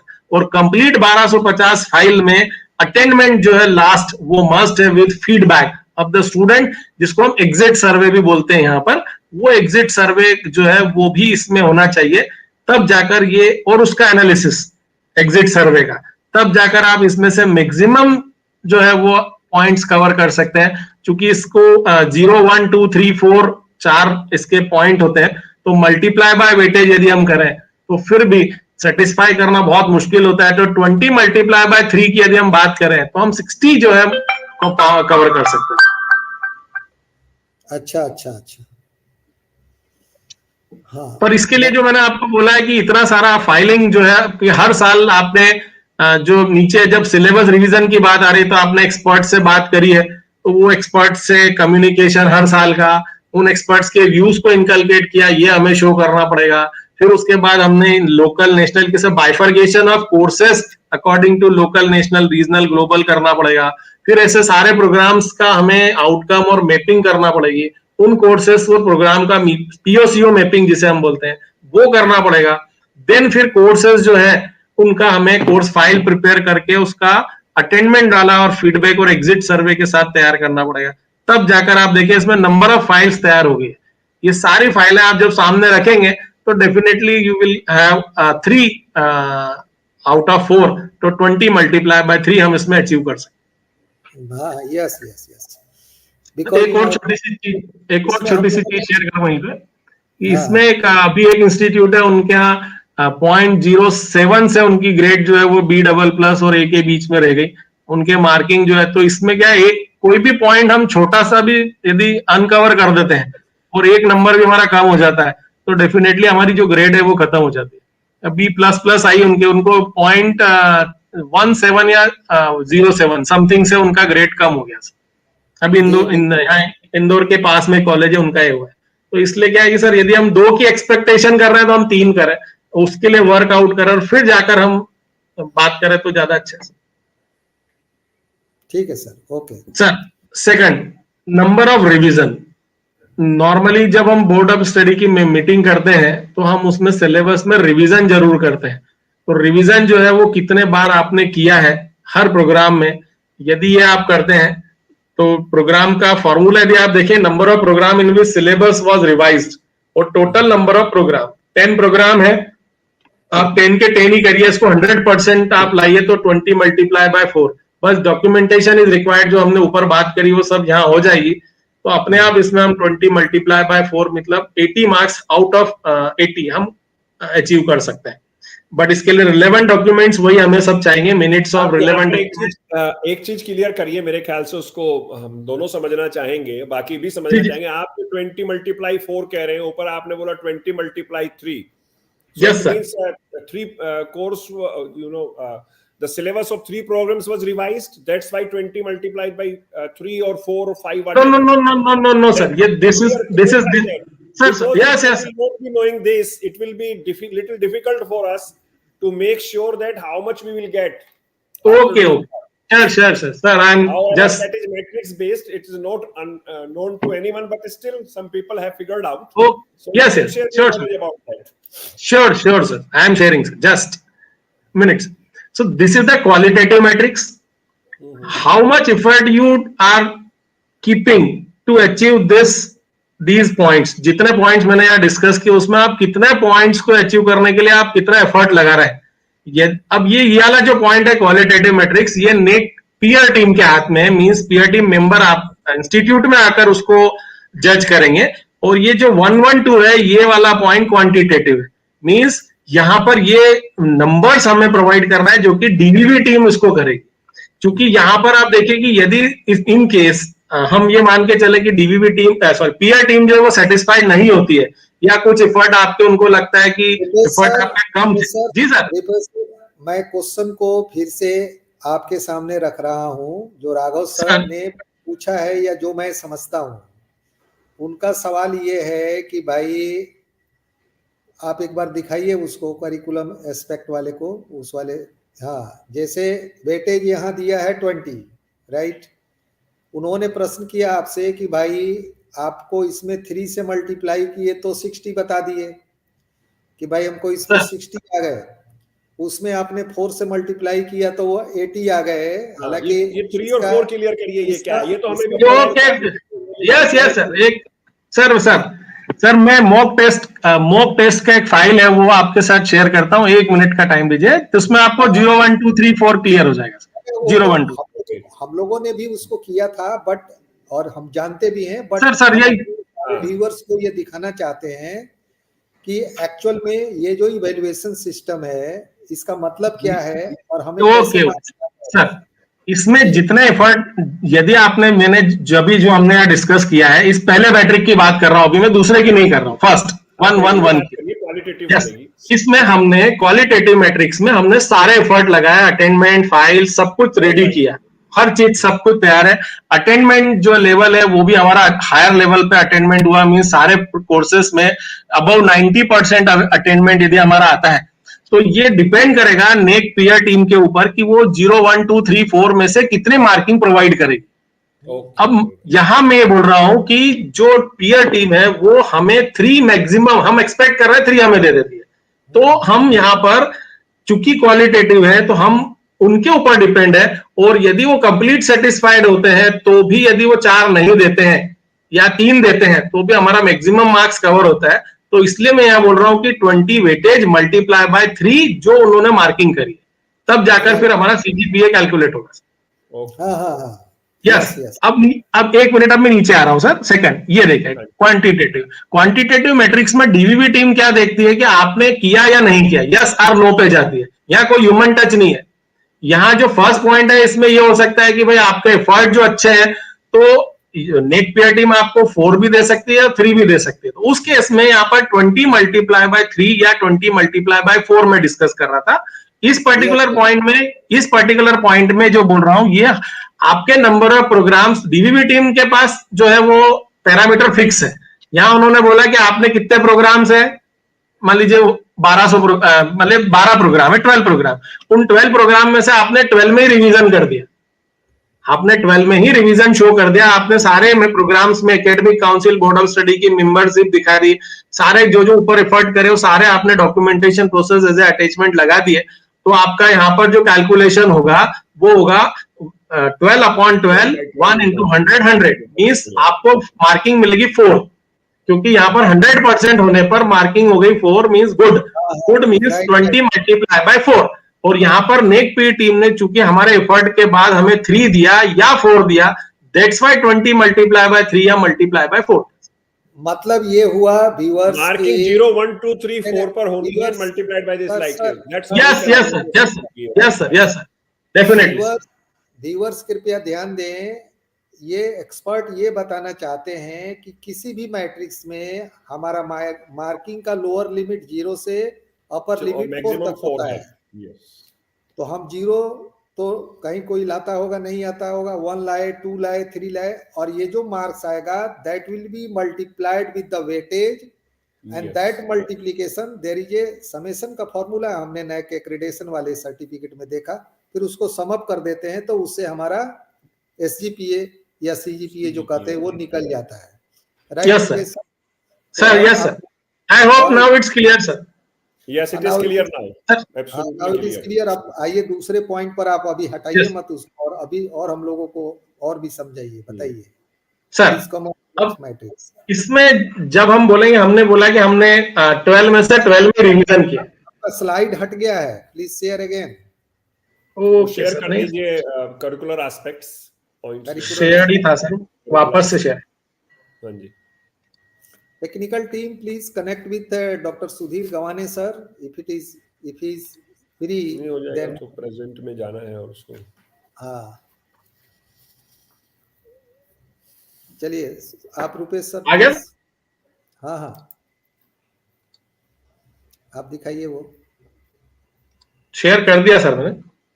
Just we are waiting.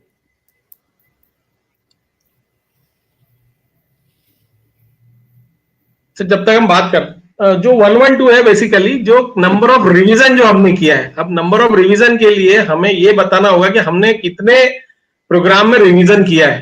तो प्रोग्राम में रिवीजन बेसिकली ये कि आप कंप्लीट डॉक्यूमेंटेशन प्रोसेस, उसमें ये कि आपने अपने बोर्ड ऑफ स्टडी की मीटिंग जो है वो कंडक्ट करी है, और उसमें जो मिनट्स है मीटिंग वो शो करिए। देन पुराना सिलेबस, नया सिलेबस दोनों को आप अटैच करिए। ओल्ड सिलेबस में ये पॉइंट था जो हमने हटाया, नए सिलेबस में ये पॉइंट था जो हटाया। यहाँ पर हम आपसे और भी बात करना चाहते हैं, वो बिल्कुल श्योर सर। जब तक आपका ये स्लाइड सामने आता है, आप एक मिनट से आया नहीं, आपका क्या मन है, जैसे स्टैचुरी बॉडी के जो अपने नॉर्म्स हैं वो वैलिडेशन पर सामने आते हैं, या ये जब सेशन हमारा नया हर साल कोई शुरू होता है उस समय, मतलब साल में एक बार, या हम कभी भी ये curriculum revision as per the need of industry और सोसाइटी के लिए ला सकते हैं? साल भर में 2 बार भी कर सकते हैं, 4 बार भी कर सकते हैं, या एक मिनिमम एक बार, मिनिमम एक बार रिवीजन मस्ट, मिनिमम एक बार रिवीजन मस्ट है सर। सेकंड, 5 इयर्स का डेटा अगर मांगा जा रहा है तो ये 5 हर साल एक बार, हर साल का एक बार का हमारे पास होना चाहिए कि क्या हमने होना है। हर साल कुछ ना कुछ छोटा मोटा रिवीजन आप करिए ही करिए सर। राइट, तो छोटा से छोटा रिवीजन तो करना है sir. This is important information for all the faculty members that yes sir, how we have to proceed and what we have to do, and specifically for all the concerned dean and directors. Yes, so, it is very important at the level of dean and directors to ensure that they should have the proper documentation for yearly revision. But here is one question, where the councils are there. The councils, they have their certain set of norms that we cannot alter the syllabus at all. However, we can add 1 or 2 or 1 or 2 courses as per our foundation of the university, like mission courses and all that. In case of for example, so, what type of revision you expect there? Sir, revision, not complete replacement sir. Revision means something add. आप कुछ ना कुछ उसमें नया add कर दिए, as per requirement, as per need, उसमें कुछ ऐड कर दीजिए. That is important. Rupesh sir, Ahuja sir is here. is Yes. very, very, Yeah. If we talk about, say, Pharmacy Council of in India pharmacy, not allowed. then, Similarly, then other we councils are I would there. like to interrupt here. Oh, Yes, sir. Uh, your inputs yeah, are there. no, sir is right at his point, and that is already because in addition to pharmacy subjects, we are also teaching university compulsory University subjects, mission courses then and university yeah, mission supporting subjects. subjects and all. Yes. At that end, we can uh, do some changes so that as a whole, that is also considered as part of syllabus, Revision and the and syllabus. that is Yeah, being followed. yeah, Yeah. yeah. That we can do. means there we are comfortable to go for change Yes. in our university Means mission we and can compulsory. change in those. Yeah, we can change. Those syllabuses, and we can revise, and it will be in the category of revision. And that's how we can, meet up this requirement.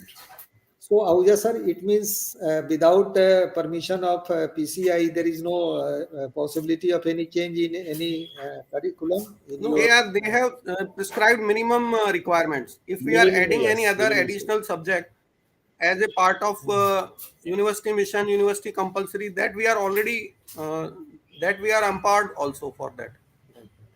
As per my knowledge, 30% in any council syllabus, there is a feasibility that we can change 30 up to 30% syllabus. University or an statutory body has right to change 30% of the syllabus, whatever may be the council. Yeah, means it depends, varies council to council. In our case, Yeah, not in they all have councils. specified, but Not in all. you are right, sir. We have room to slightly alter the things. Okay. Sir, just I want to put one thing here. There are two words. One word is manage and another word is manipulate. Just we are managing the things, not manipulating. If we are changing one line, if we are changing one line or one particular topic in our syllabus, that may be considered as a revision from our points. So that is that we are managing the things. So we will say that we have changed the syllabus. We are not violating the norms of the authorized our organizations. जो हमें permission दे रहे हैं उनका violation नहीं कर रहे हैं.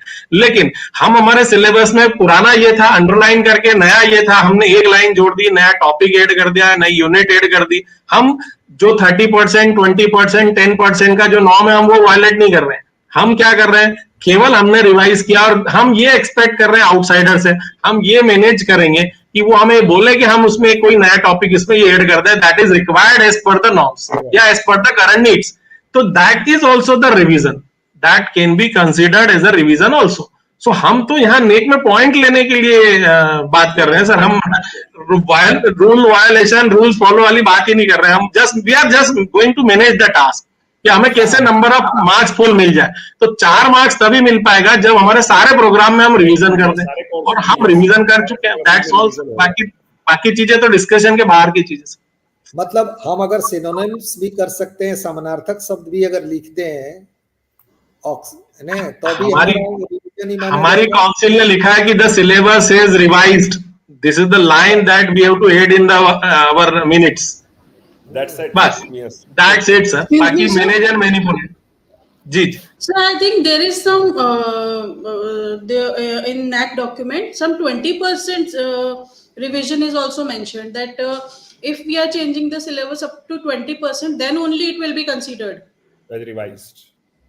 20% revision. But जब आप उसकी टोटल नंबर ऑफ प्रोग्राम्स की बात करेंगे तो वो मोर देन 20 तो हो ही जाएगा सब मिला के कि हाँ रिवीजन किया हमने. That's why I use the word manage and manipulate. Ma'am, we are not manipulating, we have to do some management also. चलिए, रुपेश सर से बहुत सवाल पूछा गया. अब आप बताएं, वो शेयर कर रहे थे, वो दिख नहीं रहा है. Let us share please. That is not sir मैंने विजिबल. कंप्लीटली शेयर किया है. Curriculum aspect is somewhere else. दिख रहा है sir? No sir. Not yet. अभी नहीं दिख रहा. कर रही है वो बैंक में पता कर लिया, बताया था बैंक वाले कह रहे हैं इन्फॉर्मेशन नहीं है.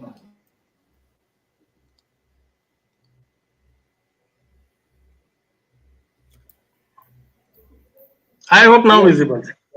Now it is visible.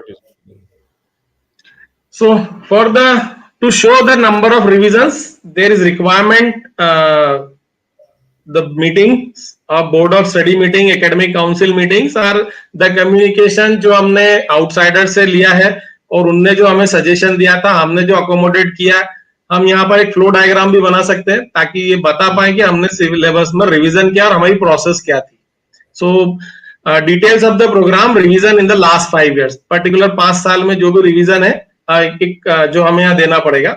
Next जो है average percentage of courses having focus on employability, entrepreneurship, skill development offered by the university. This is very difficult part to achieve actually because मैं आपसे पहले ही कह देता हूँ, आप मतलब सवाल रख देता हूँ कि आप बताएं तो हम लोगों को ये भी बता दें. हमें नहीं लगता है कोई ऐसा कोर्स है जिसका एम्प्लॉयबिलिटी से रिलेशन नहीं है. हम जो कुछ भी पढ़ते हैं उसके पीछे एम्प्लॉयबिलिटी तो है ही, चाहे सब्जेक्ट कोर्स जो भी हो, प्रोग्राम जो भी हो, एम्प्लॉयबिलिटी तो है. तो किस तरह से हम उसको डिबार करते हैं, थोड़ा सा आप इस पर फोकस करें.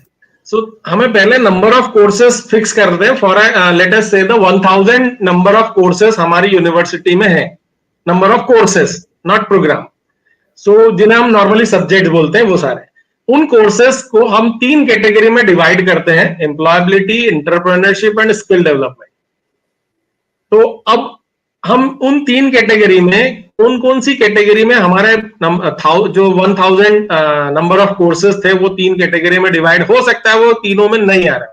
जैसे अभी आपने बोला कि जैसे उस पर्टिकुलर कोर्स को करने के बाद या कंप्लीट करने के बाद क्या उसको एम्प्लॉयबिलिटी बढ़ जाएगी या वो एम्प्लॉयबल होगा या क्या उसको जॉब अपॉर्चुनिटी मिल सकती है, दैट इज द एम्प्लॉयबिलिटी. क्या वो एंटरप्रेन्योर बन सकता है, खुद को बिजनेस स्टार्ट कर दे और एज ए एंटरप्रेन्योर बन जाए, या उसमें कोई स्किल डेवलप हो और वो कहीं एज अ स्किल से अपना जॉब अपॉर्चुनिटी और अचीव कर ले. तो ऐसी 3 चीजें जो है वो यहाँ पर हम इंक्लूड कर सकते हैं. जैसे कंप्यूटर की बात करूं मैं आपसे कि मान लीजिए आपने यहाँ पर जो है वो MS ऑफिस उसको सिखाया, एक एग्जाम्पल की बात करें, और MS ऑफिस में हम उसके जो है completely Word, Excel, PowerPoint, MS Access, ये सारी चीजें उसको सिखाते हैं, या हम MS एक्सेल में उसको एक्सपर्ट कर देते हैं. उसके बेस पर वो डेटा एनालिसिस वाला पार्ट कर सकता है या एनालिटिक्स के अंदर जा सकता है. तो हमने उसमें एक स्किल डेवलपमेंट जो है वो डेवलप कर दी है. तो इसके लिए अब मेरा एक छोटा सा इनपुट ये है कि यदि हमारे सिलेबस में कोई इस तरह की चीज नहीं है कोर्स में, तो वो सारी चीजें उन कोर्स को फाइंड आउट करके उसमें हम इनपुट डाल देते हैं कि ये पर्टिकुलर एम्प्लॉयबिलिटी के लिए होगा या एंटरप्रेन्योर के लिए होगा या स्किल डेवलपमेंट के लिए होगा. जैसे कई यूनिवर्सिटीज में एंटरप्रेन्योरशिप एक सिलेबस ही है. Sir Rupesh sir, sorry for interruption, ये जो आपने MS ऑफिस उसको बताया वो तो ऑलरेडी कंप्यूटर साइंस का स्टूडेंट था.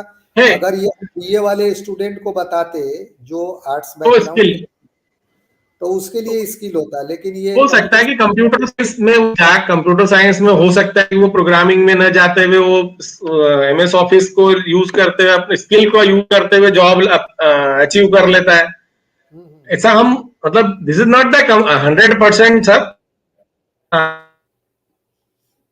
Yes sir, please. नेटवर्क लगता है चला गया है. very soon Rupesh sir will coming back to us.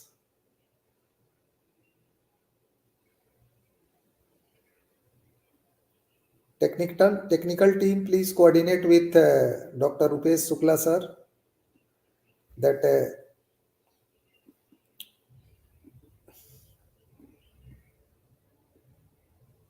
is not audible here. Hello. Yes. No, I hope now ma'am yes, connected. Yes. Connected, yes, ma'am, connected. Some browser problem was there, sir. तो पहले हमें number of programmes, जो number of courses हैं, उनको find out करना होगा कि वो कौन से कोर्सेस हैं जिनमें ये तीनों चीजें आ रही हैं, और नहीं है तो हम उससे रिलेटेड हमारे कोर्सेस में वो चीजें इनका जोड़ेंगे ताकि ये वाला पॉइंट हमारा मजबूत हो जाए. अब इसमें 1000 कोर्सेस में करना बहुत मुश्किल होता है क्योंकि ये अभी सर यस सर एक्चुअली ये वाला ये वाला जो पॉइंट है, ये पॉइंट जो एफिलेटिंग यूनिवर्सिटी है वहां तो है, अभी कॉलेजेस में से इसको हटा दिया गया है क्योंकि वहां पर ये पॉसिबल ही नहीं था, बट चूंकि एज ए यूनिवर्सिटी इस पॉइंट को अभी भी रखा गया है और वहां पर वो employability. Please share the screen, sir. Yes yes,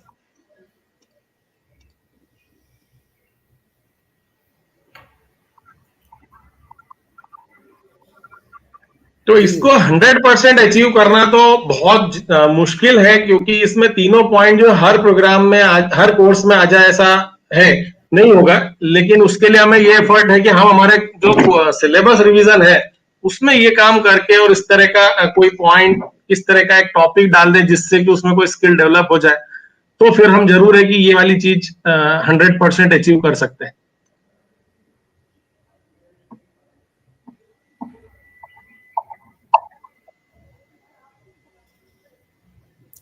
अच्छा। Yes, because terminology they are using average number of percentage of courses having focus. They are not saying that the entire course must be related to employability. If the focus of the course is on these three things, then that can be considered. Sir, one minute, sir. I am leaving and again joining the actually because some technical issues are there. So मैं वापस से join करता हूँ. No problem. No problem.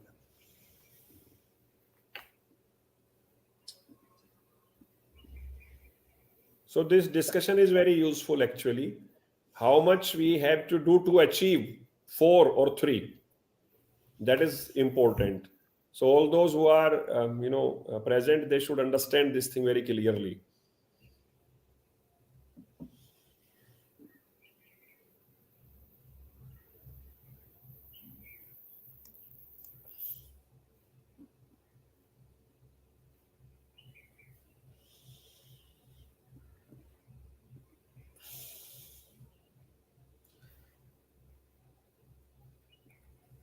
All the speakers who are enlisted, all the resource person who are enlisted for this faculty development program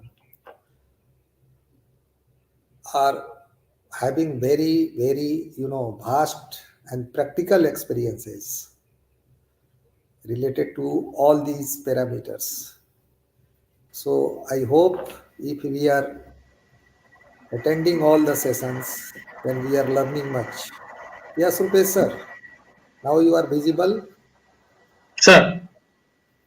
So let us come on the sharing part. And you are left with 20 minutes because after that we have to listen on some other topic. Sir, so next तो find out जिसमें total number of courses जो है वो यदि 1000 थे और हमने इसमें यदि 80% से सर यदि इसमें हम अबव 80% भी यदि अचीव कर लेते हैं तो हमें 4 मिलता है। सो 80 to 100 जो है वो आपको 4 मार्क्स अचीव करने की परमिशन देता है। तो यदि हम 80% कोर्सेज में भी इस तरह के इंक्लूड करते हैं तो भी सफिशिएंट है हमारे लिए। 100% अचीवमेंट यदि पॉसिबल नहीं होता है तो पहला हमें बाइफर्केशन करना पड़ेगा, उसको इन तीनों कैटेगरी में डिवाइड करके, और फिर उसके बाद यदि नहीं है तो एज पर सिलेबस हमें उसको रिवीजन करना होगा। एक बार स्क्रीन को शेयर कर दिया जाए सर प्लीज। यहाँ पे ये तो क्लियर है कि उस कोर्स का फोकस एम्प्लॉयबिलिटी और इन दोनों पैरामीटर्स पे होना चाहिए, ना कि पूरा कोर्स ही उस पर बेस्ड हो। यस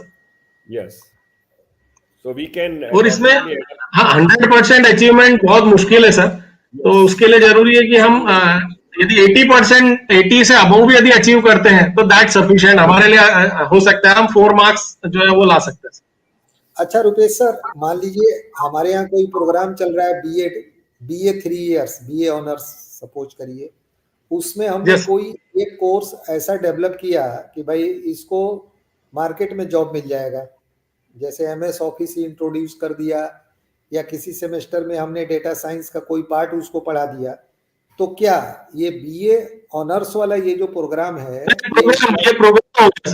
ये प्रोग्राम हो गया, हमें तो कोर्स की बात करना है sir.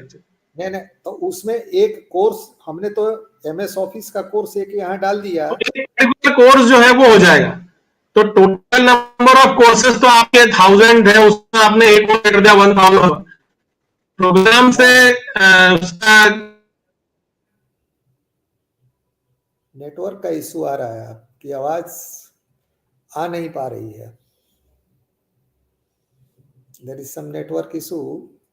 Technical team, please I coordinate think with. we could discuss only 3 points till now, so it's better to speed up. No, that is the last, and he's to sum up very soon because he has Yes. discussed Yes. all the.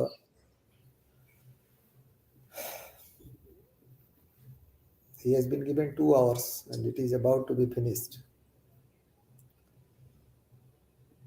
No, but he started at 2 o'clock. It is 3:08 only. It is 3 p.m. So at least he should complete all these points. Yeah, A 3:30. curricular aspect, whatsoever time it takes.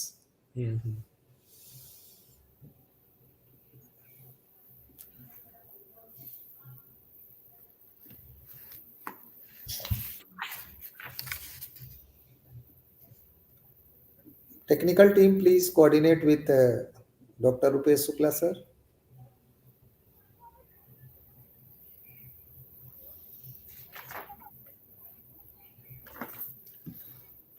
Excuse me.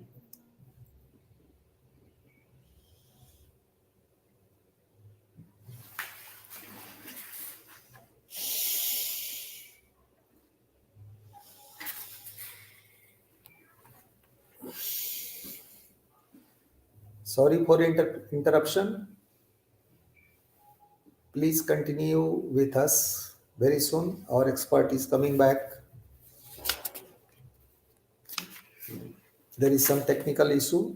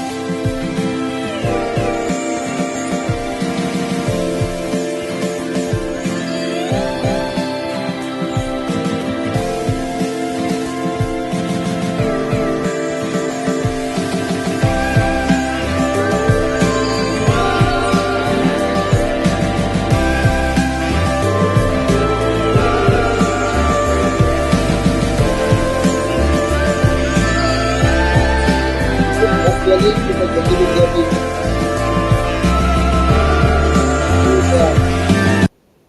green, clean, and happiness campus of this university.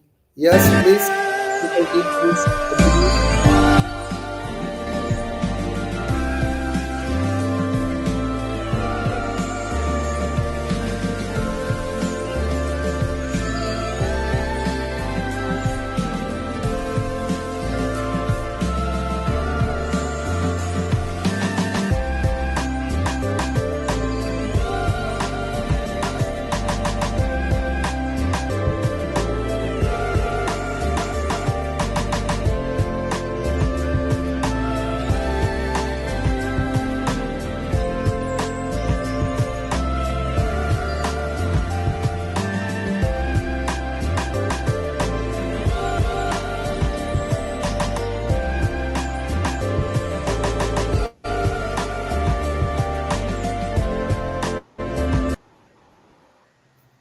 Yes, Shukla sir, please. Sir. We are requesting you to sum up this matrix within 10 minutes, please. Yes, sir. Okay, sir. So now academic flexibility, that is Yes, sir. 1.2.1. So percentage of new courses introduced out of total number of courses across all the programs.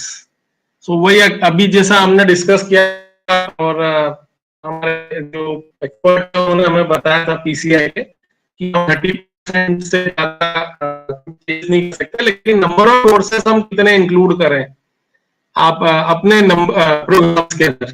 तो total of courses और number of new courses कितने courses हम उसमें include करेंगे हर साल या Sir, 5 साल. Rupesh sir, just a minute. I request all the participants, please on your camera. We are getting instruction by the higher authority of the university management that please everyone please on your camera. Video on है sir मेरा, मैं तो लगातार Yes. Everyone please. Yes sir, please. Rupesh sir. Sir. Rupesh sir, please. Yes, please share the screen. Minimum, Ahuja sir, please on your camera. I hope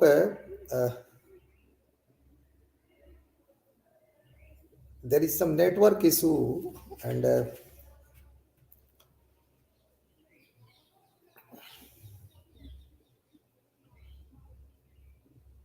there is some network issue, I hope.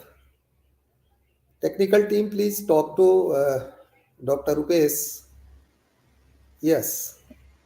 Rupesh sir, please.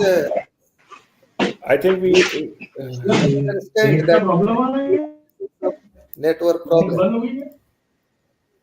Yes.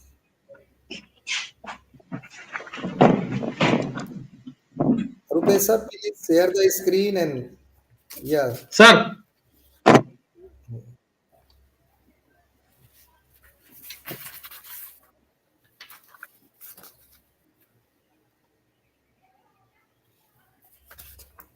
Yes, please pick up wherever the disturbance was there in point number 1.3.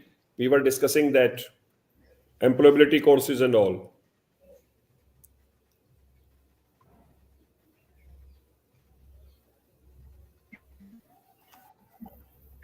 आपके वहां से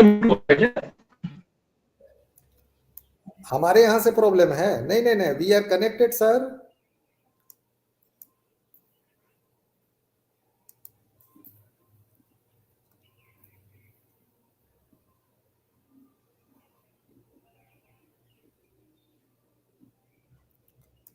Hello.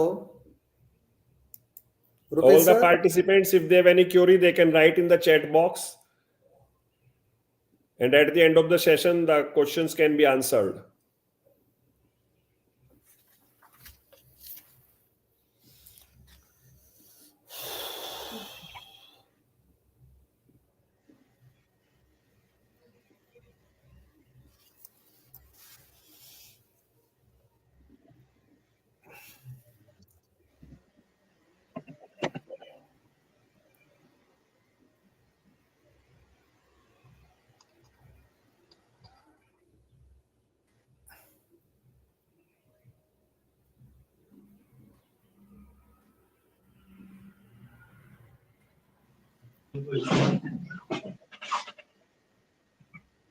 We have been instructed to on our camera.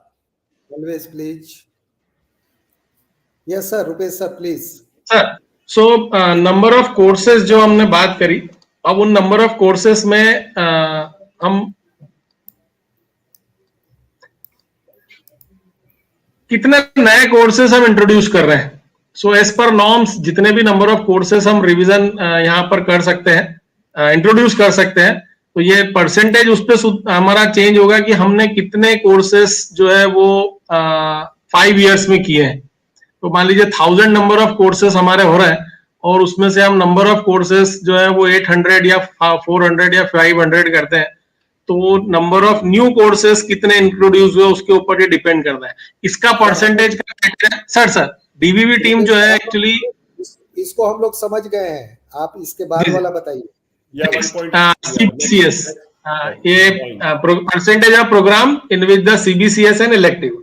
So priority इसमें CBCS की है। यदि number of programs में CBCS है तो प्रेफर उनको करना है, और इलेक्टिव प्रोग्राम है तो हमारे सारे प्रोग्राम में कोई 100। आप 1 मिनट में आपको रोकूंगा, और चूंकि आप अगले सेशन में भी आने वाले हैं तो मे भी उस समय भी हम लोग आपसे डिस्कस करेंगे और दूसरे एक्सपर्ट से भी। यस यस अभी there is a very legendary expert doctor Agrawal, that is who is the advisor of government of Bihar for higher education. Sir उन्होंने कहा है, जो हमारे यहाँ 2008 से लागू है, 11 से तो मैं ही देख रहा हूँ। उन्होंने ये कहा है कि सीबीसीएस का चॉइस बेस्ड क्रेडिट सिस्टम को वो जो समझा रहे हैं, उनका कहना है कि भाई आपका जो असेसमेंट है एग्जामिनेशन का, वो 30% इंटरनल कराइए और 70% एक्सटर्नल कराइए। रुपेश सर पहले आप सुनिए, फिर आप जवाब दीजिएगा, ठीक है। और जो आपका सब्जेक्ट है उसमें किसी एक में आप ऑनर्स डिक्लेयर करिए, बाकी को सब्सिडियरी करिए। तो क्या चॉइस बेस्ड क्रेडिट सिस्टम का जो यूजीसी ने जो दे रखा है अपने वेबसाइट पर, और हम लोग उस पर काम भी कर रहे हैं, किया भी है, तो चॉइस बेस्ड क्रेडिट सिस्टम का मतलब क्या होता है? इसके लिए तो क्रेडिट बैंक की व्यवस्था होनी चाहिए। क्या होनी चाहिए? अगर हमसे कोई पूछे कि भाई आपके सीबीसीएस में कितने इनरोलमेंट है, कितने स्टूडेंट्स हैं, तो हम उसको किस तरह से समझें, किस तरह से फैकल्टी को समझाएं? आप इस पर क्या कहना चाहते हैं प्लीज? अभी पहले चूंकि मुझे जल्दी सम अप करना है, तो ये वाला जो मैट्रिक है एक्चुअली में, ये हम इसको जो आपने क्वेश्चन रेज किया है, इस क्वेश्चन को हम बाद में डिस्कस कर लेंगे। लेकिन ये जो पॉइंट है एक्चुअली मैट्रिक, सर ये जो मैट्रिक है एक्चुअली में, ये कहता है कि आपके यहाँ कितने प्रोग्राम्स हैं जिनमें या तो सीबीसीएस या इलेक्टिव है। इसमें कर रहे हैं नहीं कर रहे हैं, कितना क्रेडिट है, उससे उसको उनको कोई मतलब नहीं है। चूंकि ये क्वांटिटेटिव मैट्रिक है, डीवीवी टीम इसको मेजर करेगी। तो आपको ये बताना है कि आपके यहाँ या तो सीबीसीएस है या जो है वो इलेक्टिव है। तो हम ये 100% अचीव कर सकते हैं, क्योंकि यदि सीबीसीएस नहीं भी है तो एटलीस्ट इसमें स्लैश लगा है, it means this is the और, या तो सीबीसीएस हो या इलेक्टिव। बट यदि सीबीसीएस है तो प्रेफर सीबीसीएस करेंगे, देन फिर इलेक्टिव को सेकेंडरी प्रेफरेंस मिलेगा। तो यहाँ पर जो बात हो रही है वो ये है कि नंबर ऑफ प्रोग्राम्स में से कितने प्रोग्राम में आपके यहाँ सीबीसीएस या इलेक्टिव कोर्सेस हैं, प्रोग्राम्स हैं। तो चूंकि आपके सारे प्रोग्राम्स ऐसे हैं जिनमें इलेक्टिव भी है या किसी किसी में सीबीसीएस, तो आपका 100% जो है वो अचीव हो जाता है। यहाँ परसेंटेज जो है वो 100%।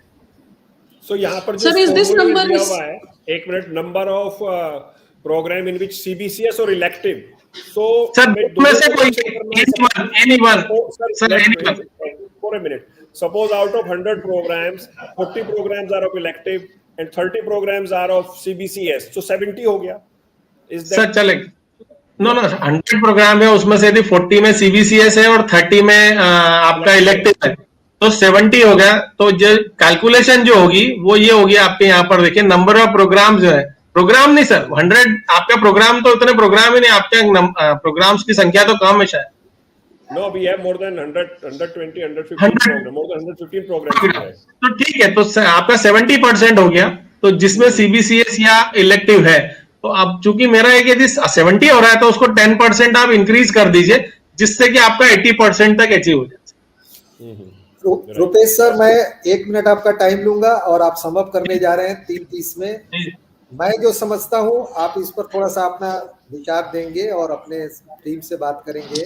मैं जो समझता हूं, जहां पर आपको ये ऑप्शन है कि भाई जैसे एक लड़का बीएससी कर रहा है तो वो फिजिक्स ऑनर्स ले सकता है, केमिस्ट्री ऑनर्स ले सकता है, मैथ ऑनर्स ले सकता है, राइट। और उसके साथ फिजिक्स केमिस्ट्री मैथ ऑनर्स में एक अगर लेता है ऑनर्स, तो बाकी तो उसके इलेक्टिव सब्जेक्ट है उसमें से किसको लेता है, तीनों में से। और जिसमें इस तरह की कोई पॉसिबिलिटी नहीं है, डायरेक्ट 3 इयर्स प्रोग्राम, सारे सब्जेक्ट को पढ़ना है, वो सब्जेक्ट सीबीसीएस है। मैं जो समझता हूँ नहीं उसने तो चॉइस बेस्ड ही लिया है, उसने तो चॉइस बेस्ड ही लिया है ना ये। लेकिन क्रेडिट सिस्टम यहाँ पर शब्द लगा हुआ है, तो हम लोग आपसे एक बार फिर से बात कर लेंगे, आप इसको समझ करेंगे सर। इसमें थोड़ा सा डिटेल में है कि मान लीजिए कि मैं आपके रेगुलर कोर्सेज के अलावा कोई और कोर्स कर लेता हूं और उस कोर्स का क्रेडिट मेरे मतलब प्रोग्राम में जुड़वाना चाहता हूं, तो वो फिर वहां पर सीबीसीएस आएगा। वो जो आप रेगुलर प्रोग्राम बोल रहे हैं वो चॉइस बेस्ड नहीं होता है सर, उसको हम चॉइस बेस्ड नहीं, तो regular program credit bank system की कंसेप्ट है उस abc.gov.in है सर, एकेडमिक बैंक ऑफ क्रेडिट है, उसमें बच्चे को रजिस्टर करवाना पड़ेगा, यूनिवर्सिटी को भी रजिस्टर करना पड़ेगा, जिसमें बच्चे को बच्चा यूनिवर्सिटी खुद रजिस्टर्ड होगी, उसके स्टूडेंट्स एनरोल्ड होंगे, खुद स्टूडेंट एनरोल करेगा और फिर उसका क्रेडिट सिस्टम जो है वो एज अ बैंक वहां पर वो वर्क करेगा। तो वो चीज अलग हो गई और ये सीबीसीएस सिस्टम जो है वो थोड़ा सा अलग है सर। चलिए हम लोग फिर बात करेंगे सर, थोड़ा आगे ये नेक्स्ट सम अप पे आते हैं सर। एनरिचमेंट के लिए जो है ये आपके पास ये कि नंबर ऑफ प्रोग्राम्स कोर्सेज जितने भी हैं उनमें से किन कोर्सेज में ये सारी चीजें आ रही हैं। प्रोफेशनल एथिक्स कई बार हमारे यहाँ एज ए सिलेबस ही होता है कि प्रोफेशनल एथिक्स इन इंजीनियरिंग या एथिक्स इन मैनेजमेंट, तो एक पर्टिकुलर जो है वो करिकुलम में इन्वॉल्व है, लेकिन जैसे जेंडर से रिलेटेड यदि कोई पर्टिकुलर यूनिट या कोई पॉइंट आपके उसमें है वो हो सकता है, ह्यूमन वैल्यूज से रिलेटेड हो सकता है, एनवायरमेंट सस्टेनेबिलिटी का प्रोग्राम ही हमारे यहाँ होता है। तो पहले हमें ये देखना है कि हमारे करिकुलम में से कितने कोर्सेज के सिलेबस में ये सारी चीजें इनकलकेट है। दूसरा, इनमें एक्टिविटीज करवाना होगी, बिना एक्टिविटीज के ये काउंट नहीं होगा, क्योंकि ये क्यूएलएम है, क्वालिटेटिव मैट्रिक्स है। तो सबसे पहले पीआर टीम ये देखेगी कि कितने नंबर ऑफ कोर्सेज जो है उनमें इन सारी चीजों को आपने जोड़ रखा है और उनसे रिलेटेड आप क्या एक्टिविटीज कराते हैं। जैसे हो सकता है कि आप जेंडर सेंसिटाइजेशन के ऊपर वर्कशॉप करा सकते हैं या सेमिनार कॉन्फ्रेंस करा सकते हैं, गेस्ट लेक्चर करा सकते हैं, इन्वायरमेंट सस्टेनेबिलिटी से रिलेटेड प्रोग्राम्स हम कर सकते हैं।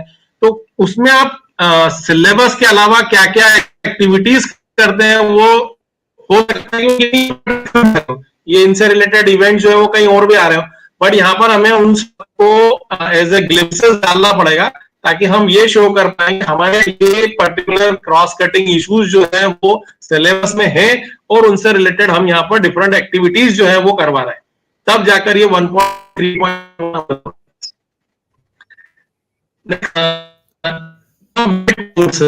अब ये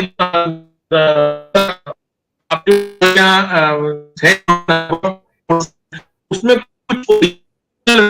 उसमें एग्जाम्पल जैसे हमने कुछ एडवांस पढ़ा दिया या जिससे कि वो लाइफ स्किल से रिलेटेड कुछ एडिशनल वैल्यूज उसमें जुड़ जाती है, तो फिर वो नंबर ऑफ कोर्सेस होंगे अपने लाइफ पर्टिकुलर प्रोग्राम। ये अलग से हमें करना पड़ेगा, अलग अदर देन करिकुला है। ये जो 132 है ये अदर देन करिकुला की बात करता है, जिसमें हमें कितने जो है वो हमने ये सारे प्रोग्राम्स कराए जो वैल्यू एडेड है और उनकी संख्या कितनी है, और इसके बाद इसमें रजिस्टर्ड स्टूडेंट्स है, ये सबसे इंपॉर्टेंट है।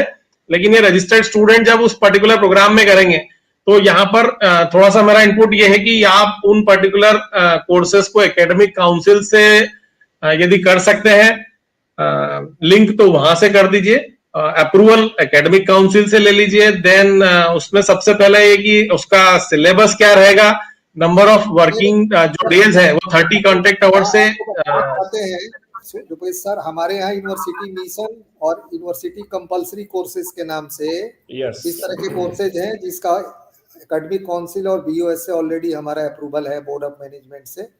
तो and we offer separate courses and it is mandatory for all the students to go, to take those courses and pass them for taking a degree or diploma or whatever from the university. तो ये हमारा percentage अपने आप बढ़ जाएगा sir, ये जो 133 है। So इसमें तो यदि आप बोल रहे हैं कि हमारे सारे बच्चों को कंपलसरी करना है तो 133 हमारा 100% हो जाएगा।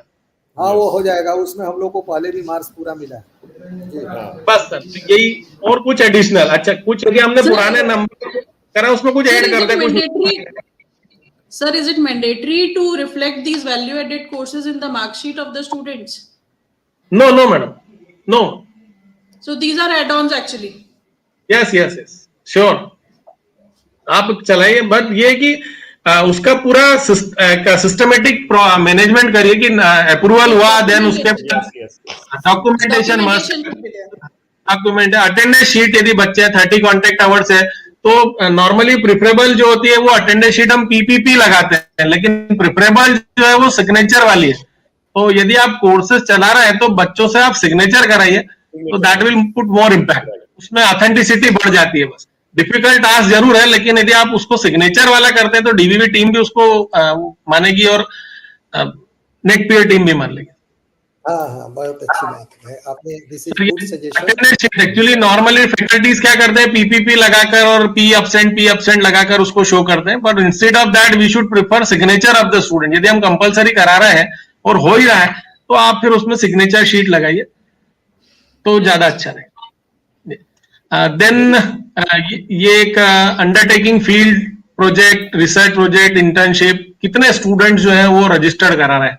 अब इसके लिए कि कई मैंने जो सर बोर्ड ऑफ स्टडी की हमारी मीटिंग हुई थी उसमें ये छोटा सा सजेशन दिया था कि आप अपने सिलेबस के जो कोर्स का सिलेबस है उसमें ही ये वर्ड डाल दीजिए, तो उससे एक फायदा ये हो जाएगा कि बच्चा कुछ न कुछ तो उसमें सबमिट करेगा ही करेगा। छोटा सा प्रोजेक्ट, छोटा सा फील्ड वर्क भी आप depending on the nature of course, ये डिपेंड करेगा फैकल्टी के ऊपर, वो डिसाइड करेगी उसको क्या करना है। This is already existing there, sir, and I hope that you have seen also.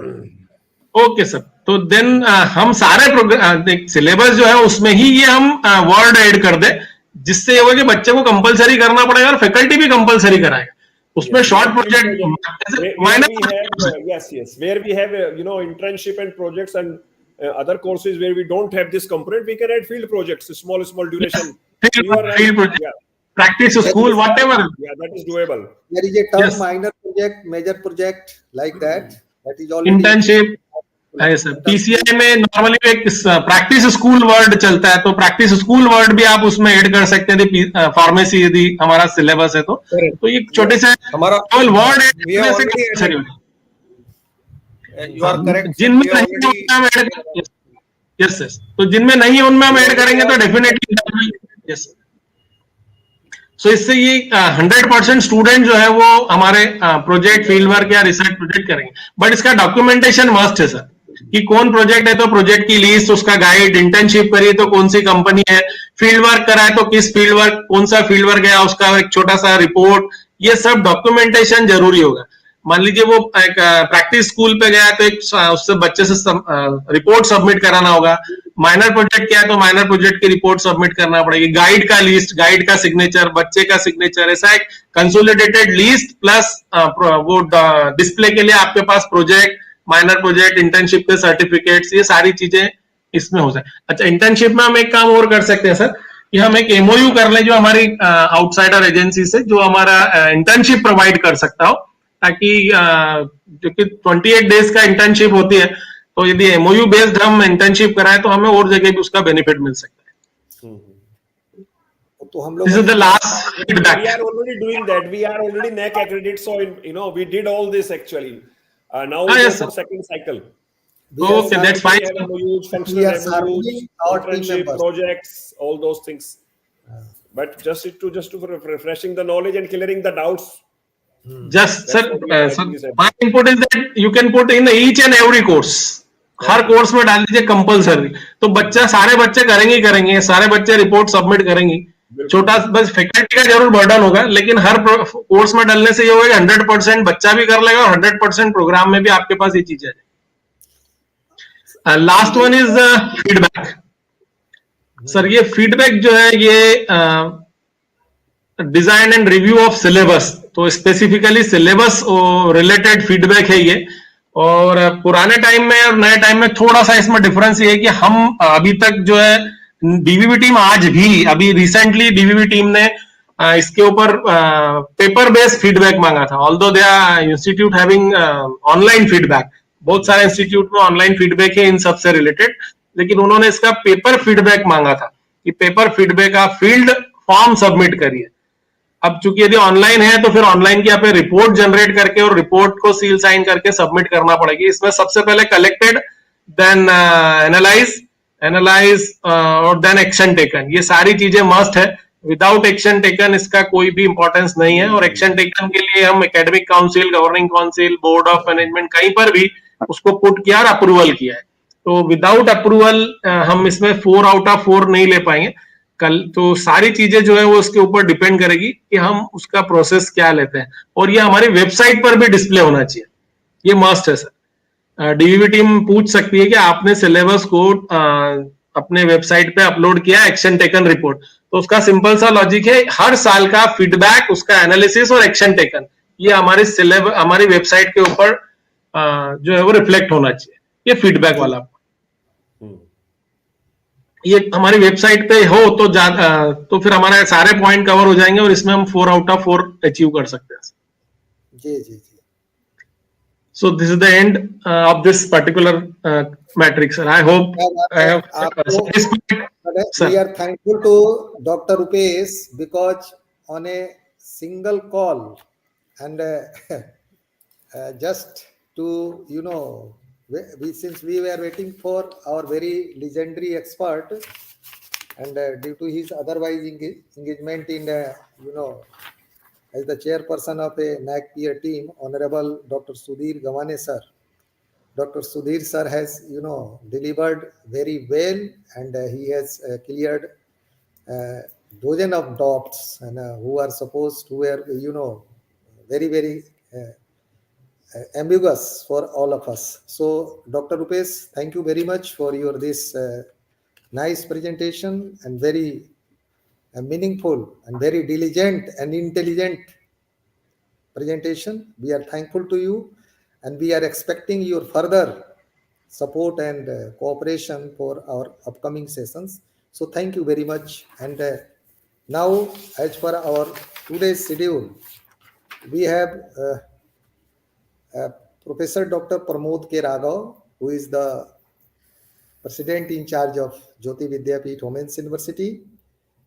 And Dr. Raghav has a very vast experience in the field of research, and he himself has credited some very good project for the university and for other institutions. So far we get information. So he will be sparking all of us on the topic research project way to proceed. Means what are the paraphernalia, what are the parameters, how we should proceed if we are interested to get some grant by any council, by DST, by SERB, by CSIR or other agencies. So many NGOs are also giving projects and others. So I request to Professor Raghav that please delighted to our participants on the topic research project way to proceed. Over to you. Thank you very much for inviting and giving me an opportunity to speak on the topic research project way to proceed. Since the participants are faculty members as well as research scholars, so I customized this so that it may serve the purpose for both. If I see the program of this FDP tomorrow or the day after tomorrow, we have the opportunity to listen from other speakers where to submit these the projects, what are various funding opportunities. The key of my presentation today is research and research project. So let's start. Let me share the screen and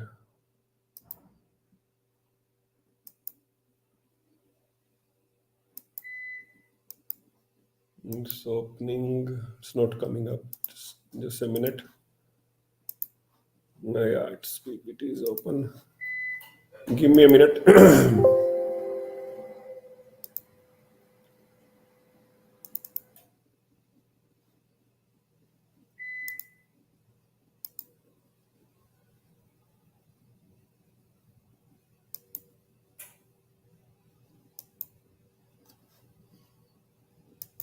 Yes, it is here.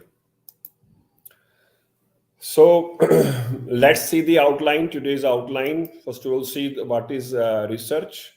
And it is not visible. Is it visible now? No. Why it should be?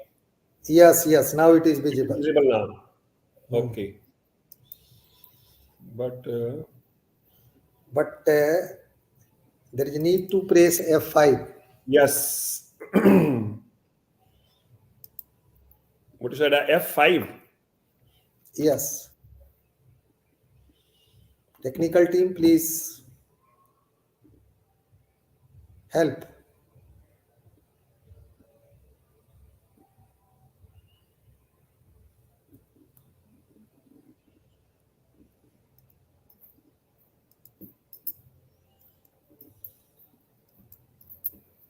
Cannot understand why. It was very okay. Hold on. Is it visible or not?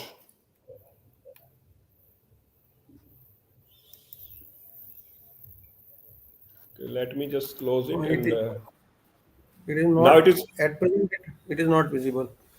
It is not visible. Okay. Let me go. Let me open it and share it, and then share the tab, and it should be there. Actually, it was. And okay, present, share screen, and window. Now it should be share. Is it with? I think it is shareable now. Is it visible or not? Yes, now it is visible. Yes, now it is visible. Okay. All right. So today we'll start from a research, important feature of research design, steps involved in a research, types of research project proposal, data collection strategy, authorship, ethics, references.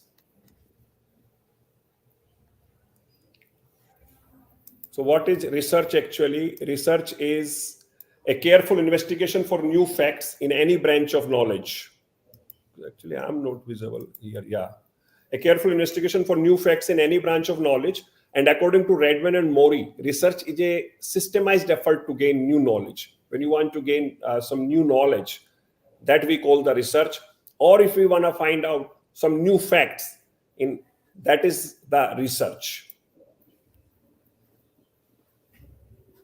What is happening?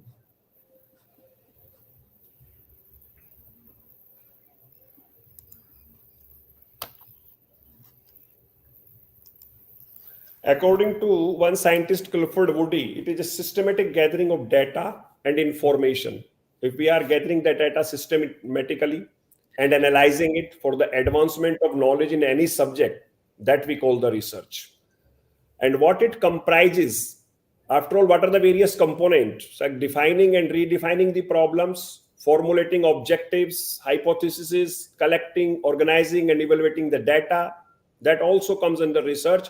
And making deductions, making inferences and reaching on some conclusions. That is also the, part of the research. And then testing the conclusions to find out whether they fit the formulating hypotheses or not. So that all are the various components of the research. Without that, we cannot, find out, we cannot establish the new facts. Now, why we should do the research? What are the various reasons that we should move on towards the research? So there must be desire to get a research degree along with its consequential benefits. That is the biggest reason. If all of the research scholars, they are, doing the research, if we talk about them, because they have a desire, that they should get a degree which is research based. And then there is a desire to face the challenges in solving the unsolved problems. Some people, they are, curious, and they want to take the challenges and they want to find the solution for the unsolved problem. So that also leads to research. And desire to get intellectual joy of doing some creative work. Okay. So if you like the creativity, if you like the creative work, which is the nature of the work is if intellectual, then that also leads to research, and that's why if someone want to do the research is also done for a desire to be in the service to society. Okay. And then some people, they do the research, they have a desire to get respectability. And as we are seeing nowadays from past one decade, the directives of government, employment conditions and requirement for career advancement, they compel, few people to do the research, because if they don't do the research, They will not do some new findings, novel findings. They will not get the promotion. Their career will not be advanced. Okay, and sometimes employers, they put the conditions. So because of that also research is done. So there are various facts that research is being done and why the research is being carried out by various researchers. One is the there are some another regions also of doing the research that you have to validate any intuition, like you're sitting, an idea is coming in your mind that how it is happening, and you search the literature, you read various papers, and you reach to a conclusion, nearby conclusion, but it is to be validated. If intuition is there, if it is not validated, how it will be established? So for that also research is required. For improving the methods. Now you'll think that why I'm discussing all these things. If I will not discuss all these things, what is research and why it is to be conducted and why we should do the research, then how the research attitude, research environment will develop in someone's mind. So that is important to discuss these points. In order to do or develop some improved methods, again research is required. Demands of job I have already told. For publication and patent, condition, foundation. Nowadays, our apex body, UGC Grant Commission, other bodies also, they are saying that one should go for these many publications in a year. Naturally, when you will do publication only when you will do the research. So that's why this is the reason that research is being taken up. Patent, if the finding is novel, we'll definitely write a patent and submit it for the registration. So that is also a reason research to do the research. And what is current scenario nowadays? If we see in current scenario, innovative research leading to commercialization is required. More and more agencies, more and more funding agencies like DST, DBT, other councils, they are emphasizing on research. They are giving the fund for research. But what they want, there's something must come out from that research. It should be innovative in nature. And innovative in nature, not only innovative, it should be leading to the commercialization so that it may be commercialized, and that may naturally lead to some startups and employment generation, or employment not for others, for self also. So this is the key. So when you are thinking about a research topic in your mind and you are even planning to write a project proposal, so think in that direction, that I have to do some innovative research in which some product is being made, some prototype is being made. All right, because there is a type of research in which we establish the facts. So that type of researches have been done in tremendous amount. Now it is the time to go for innovative research which may lead to commercialization as per the current scenario. And then how to choose a subject. So subject may be based on an idea. It may be based on your experience. Experience for those who have a decade or more than a decade experience, or even have decade experience, they can definitely choose a subject easily, openly, with confidence. And a newcomer person, a new budding scientist, they can choose a subject based on their idea. If something is coming in their mind, so naturally you would like to validate that, as I told in the beginning, that intuition is also to be validated. So to validate that, you have to do the research and you have to choose a topic. Third is the based on your reading. You read books, you read research publications, you go through blogs, you go through newspapers, magazines, you do discussion with peers, juniors, seniors, So specifically we talk about reading. Definitely reading may lead to choosing a subject. I'm talking about a subject. Sometimes we see the research scholar are coming and saying, I have to do the research on whatever, sir. Oh, they say to their guide, it's a real practical thing. Better if those research scholars, they go through some literature, they go through some sources and read, and then make up the mind that I had to work on. For example, if I talk about the art, I have to work on novels, poems, or some literature. Similarly, in journalism and other things, even in science, in biotechnology, in food, in physics, chemistry. So the scope is wide. So you have to narrow down it to a subject. And originality. Whenever you think about, you have to think about the originality also. You choose a subject in which you can get some original innovative, findings, something which can be made out of your that subject after choosing the title. And ongoing problem, this is very much focused nowadays. If we see all the advertisement, all of the call for proposals from the side of government, it is being clearly written nowadays that government want research on what they clearly write. For example, parali disposal. If you see in NCR region, this is the biggest issue nowadays. The Haryana and Punjab parali is being burned by the farmers, and because of that, air quality index is becoming poor. So government is putting a lot of money, and call for proposals are there where they want some solution for this parali disposal in a environment friendly way, or to make some product out of it, or to utilize it in a environment friendly way, so that farmers stop burning it. So that example I took just to let all of you know that on the ongoing problems also we can take a topic. So we need not to run away the problem, we need to find the opportunity. As a scientist, I will find an opportunity into that. So this is the problem, why not to find a solution of this, and why not to study it a little bit more and go choose the subject, and then finally narrow it down to a topic, talk to peers, and come out with a solution in form of research. And government, as I told, is clearly writing not only for this, many other problems also which are being faced by the society.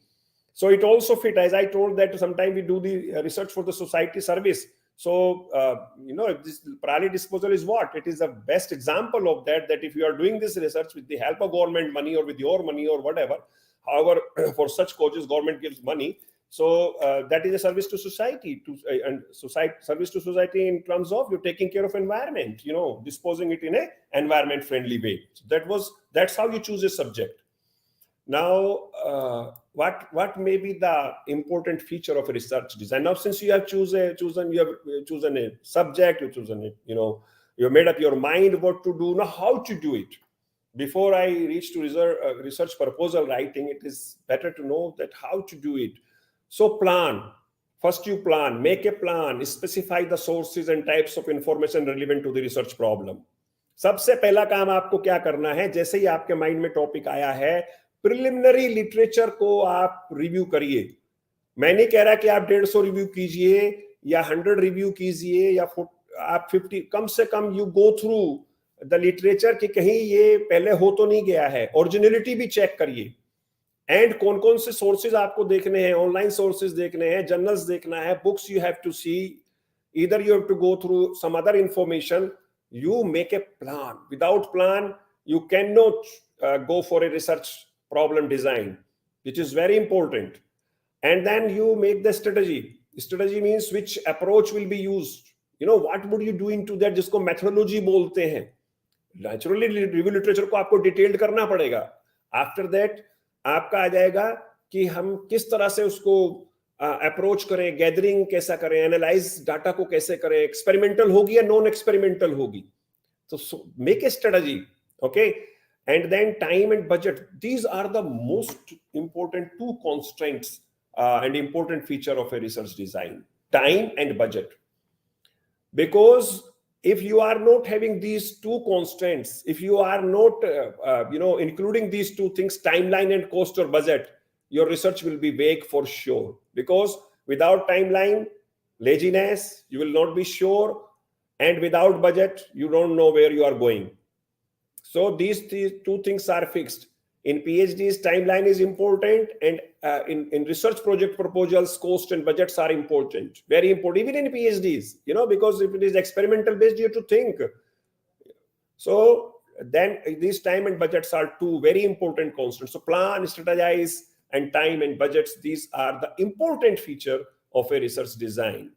Now, what should be the characteristic of the research when you are thinking and you are in process? So systematic, it should be systematic. All steps must be interrelated one to another. It's not like this anything you have taken and started doing the research. Logical, it should agreeing with the principles of logic. Empirical conclusions Means if it is empirical in nature, then conclusions should be based on evidences and observations. If you are giving a conclusion, it should be supported by the analysis of data. It should be supported by the result of experiments which you did. It should be supported by the observations which you make in any literature. So you should have a well documented support for the conclusions. And objectivity, it must answer the research questions. Then it's replicable and reproducible. It should be transmittable. Quality control in a research is very important. It's an important characteristic of a research. It should be, accurate measurements are must. Either if you are observing or reading, doing the deductions and finding the inferences, they must be accurate in nature. If you are running the experiment, they must be accurate. All right. That's why it is said, especially for research scholars, that when you are making a synopsis, better you work thoroughly, right from title up to the end, up to the references. And research methodology is very important. If you will be elaborating more in that, then you will be very sure that what I will do, how I will take my measurements. Okay. And it should be well designed and conducted. If the research is well designed and it is conducted properly, it has potential applications. Your applications, when the applications will be having some potential, if it is well done. Agar ye well done hi nahi hai, if your research is not planned, if research is not supported by the facts, observations, and the results of experiments, so where are you going? Means what is the potential application of your research? So those were few characteristics of your research. So when you're planning a research, make sure these things must be there.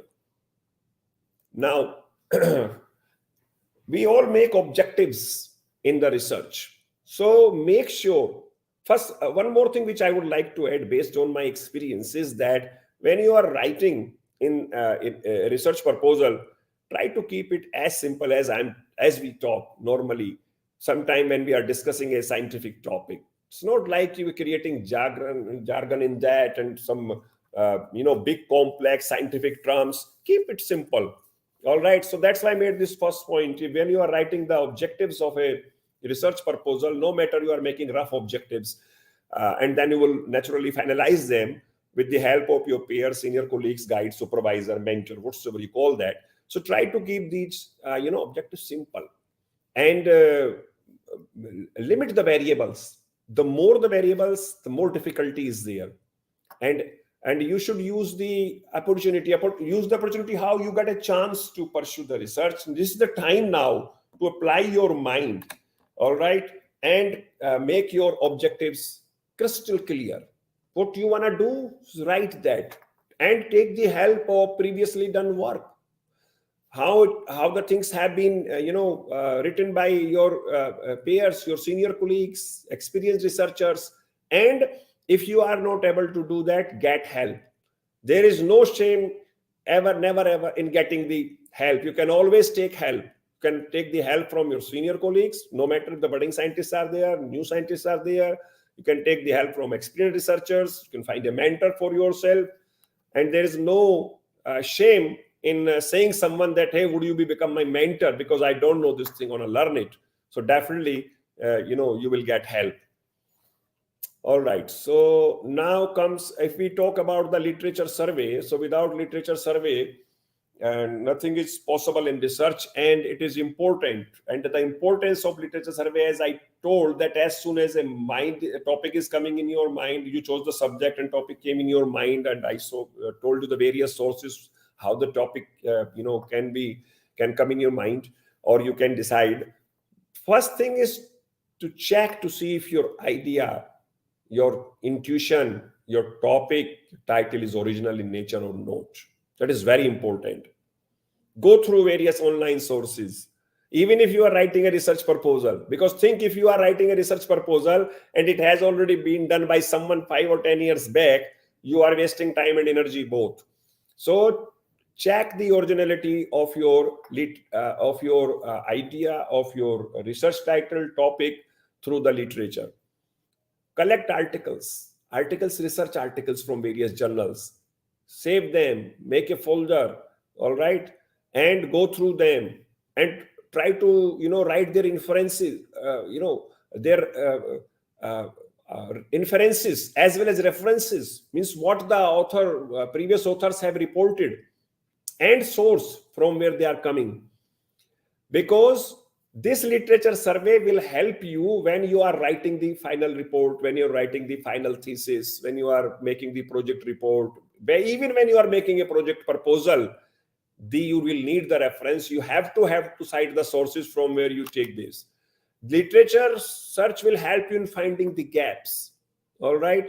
It will help you in finding the obsolete measurements and results, define objectives of the, all these things are based on literature survey. That's why in my three previous slides I told you that literature survey is the first thing which will you do on primary basis, and then a detailed literature survey, because without literature survey it is not possible. That's why if you see in your PhD to the all research scholars, a 200-mark dissertation is mandatory, and we are very strict nowadays that if you will not be submitting 200 marks dissertation on literature, review of literature, your synopsis will not be accepted. I'm saying it very clearly, because if you haven't done that thorough literature search, thorough literature review of literature, how you had designed the problem, all right. So this several scholars might are here, so make it very clear. It's not a any kind of threat or anything, but it's a kind suggestion that there is a provision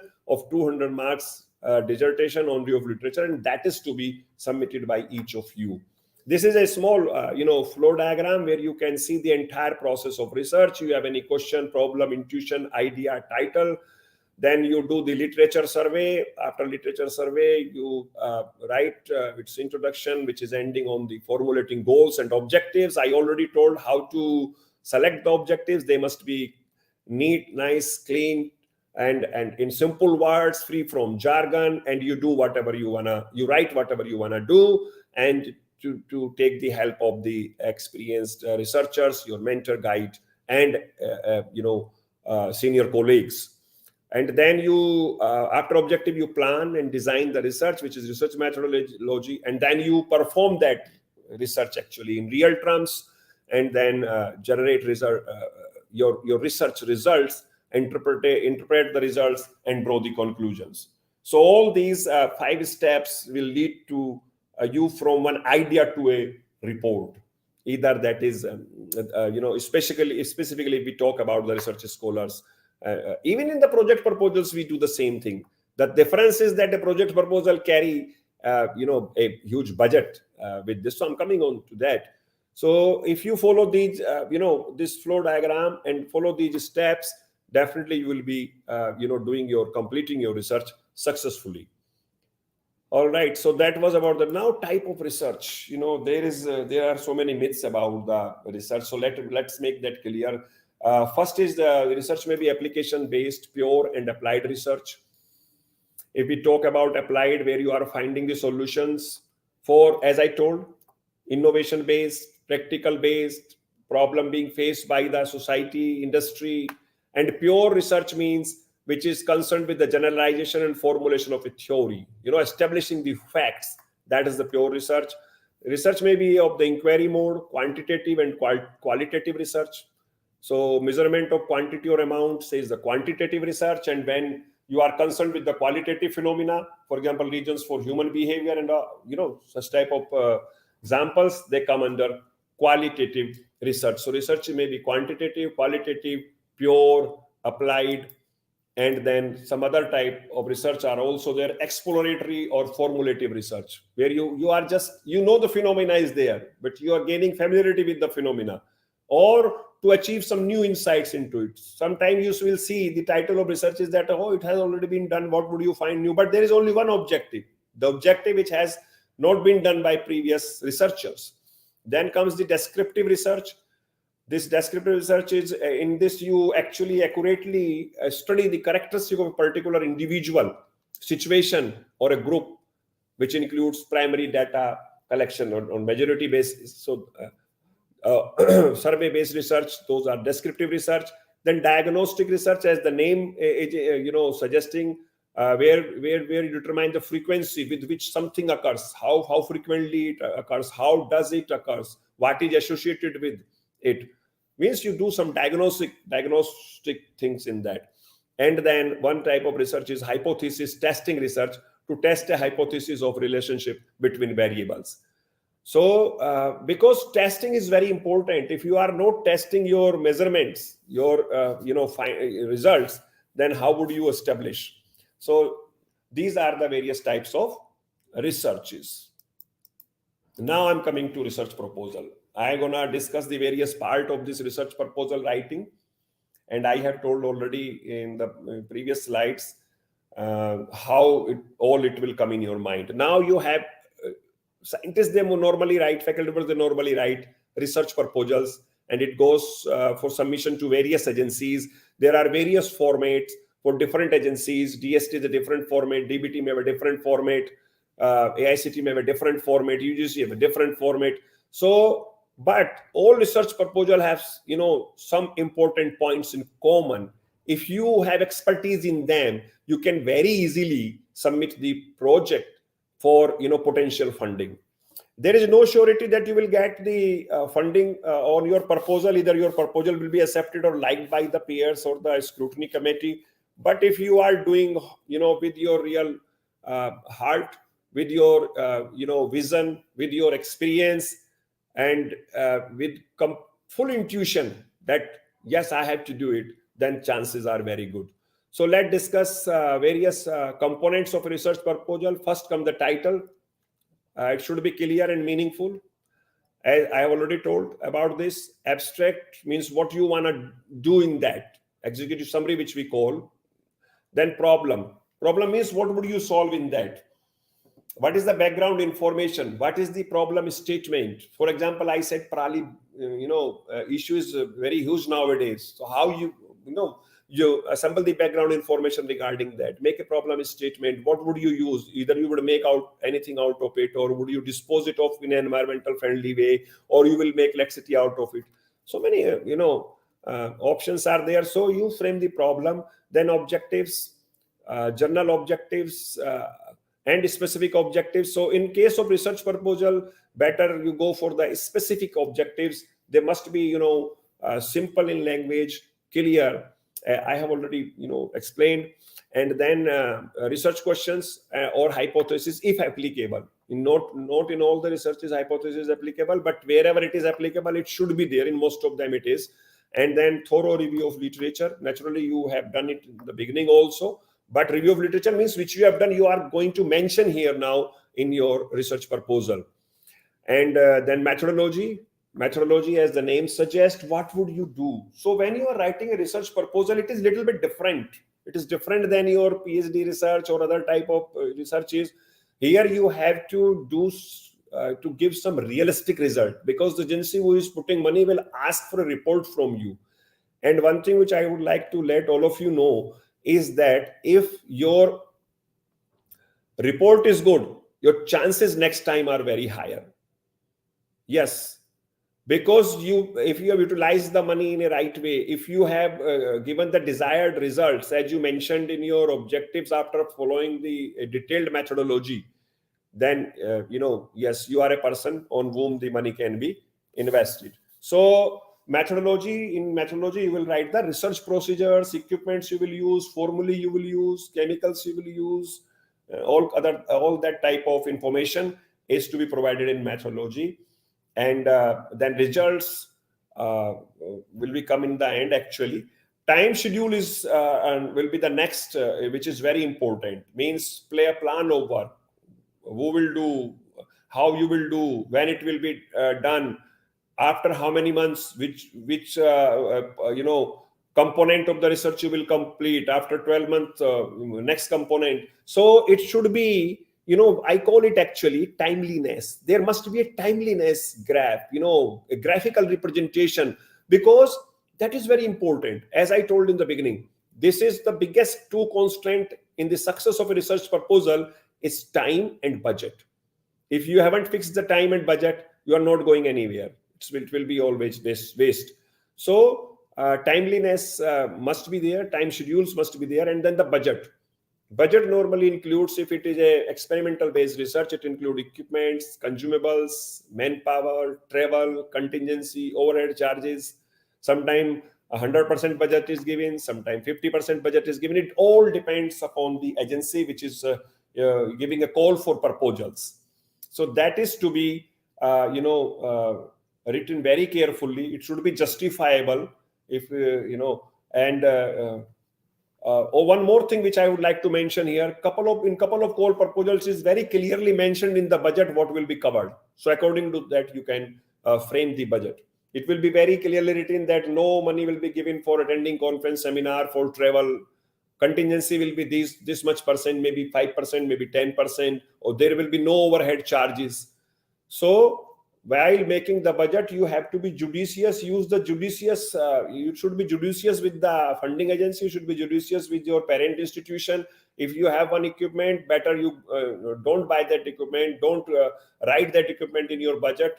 Go for some advanced equipment, because that will benefit your parent institution. As well as it will be logical for the funding agency to give you the money for that. So that's how you write the budget. And references is very important. I will never suggest you should write bibliography in a research proposal. Write references. All the references must be cited or must be numbered very well. And one more thing, your research proposal must be neat, nice, clean, well formatted, very well written, and it should be presentable. I will again say presentable, and it should be easy in scientific words. No complexity or jargon is required, so that the scrutiny members, committee members, or any person who is looking on that may like it at least, and may think that okay, I should go through it. It is in good shape. It is very well written. So these are the basic fundamentals which no one gonna tell you of writing a research proposal and of winning funding. That is the first key. And then naturally it will need the principal investigator details and resume, and co-PIs, co-principal investigators resume. So now I'm stopping this presentation and going to show you a real research proposal of one of the agency which I prepared, and how it looks, and what are the expectations of these funding agencies. So I'm stopping this and sharing the next screen. Let me share that one. Very nice and very meaningful. Thank you. So this is, I will share now this one.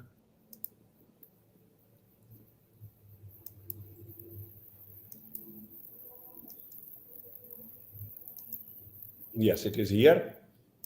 It is shared. Is it visible to all of you? Not yet. Hey, what happened then? Why it is? No, it is shared. Yeah, it is saying StreamYard.com is sharing a window.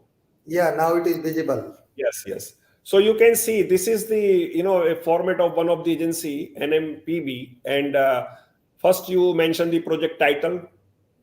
It is very clear. Then whatever they are asking, where the institution is located and all that is normal information. Then comes the duration. Then comes the total cost. So let me go to the next, and then previous projects which you have handled, and scope of application indicating anticipated production process. So they are asking for the scope of your research. As I told in the beginning, आपके research का scope क्या है? What you going to give to these funding agencies? They want something. Lot of facts have been established. Even if you are establishing a fact that must be novel in nature, then they want patent. If you are developing something, then they want product. So उनको कुछ ना कुछ आपको देना पड़ेगा. So you have to write, and if nothing, then what is the potential application of your research? So you have to write down the scope. I'm just talking about this particular one. And then they are asking like deliverables and outcomes anticipated. What would you deliver? And what are the outcome of your research? So even the research proposal or research agency, they want outcome from you. As NAAC wants outcome from the courses, outcome from the programs. Similarly, These funding agency, they want the, outcome. What will be the outcome of your research? What will be the outcomes of your research on which they are putting so much money? So in simple language, you can write your outcomes. So this is the project summary according to them. We have mentioned here. Now let me go to the further pages. Yes. Then they have asked for the investigators, particulars. Now here is the real key, technical details of the project, as I told. So, in introduction, you can start like origin of the proposal, from where it originated. I remember, once, if I can, and I will share definitely, what is the fear? In the time of our, founder, sir, we all were in the ground, and he raised a question about the dewdrops. And all of it thing, this thing came in the mind of Eslal sir, and he started taking up the work on that. So even that's how the idea comes in mind. All right. So what was the origin of your proposal? So you have to write the origin of proposal. Like in this research project, a thing came in my mind that how can we can make a antimicrobial fiber which is naturally antimicrobial. In the time of corona, I thought it, and so that idea came in mind, and we searched it, and nothing was found of that nature, and that's how the origination started. So you have to mention the origination of the proposal, how it originated, how it is supported scientifically. You have to give some references also. What is expectation? So write in simple language, free from jargon. Then rationale of study supported by cited literatures, how it is supported by the literatures. What are the key questions? Hypothesis is applicable, you can very well add. If not, nothing to worry. Key questions, you can always add the key questions. For example, here you can see, does antimicrobial properties will retain in developed nano-herbal treated yarn and fabrics? The question is that either though that will be antimicrobial throughout its life, or not. Just giving an example. So you have to add the key questions. Then current status is very important. You for that you have to do literature search. So you mention the current status, and then comes the relevance and expected outcome of the proposed study. What you gonna give? All right.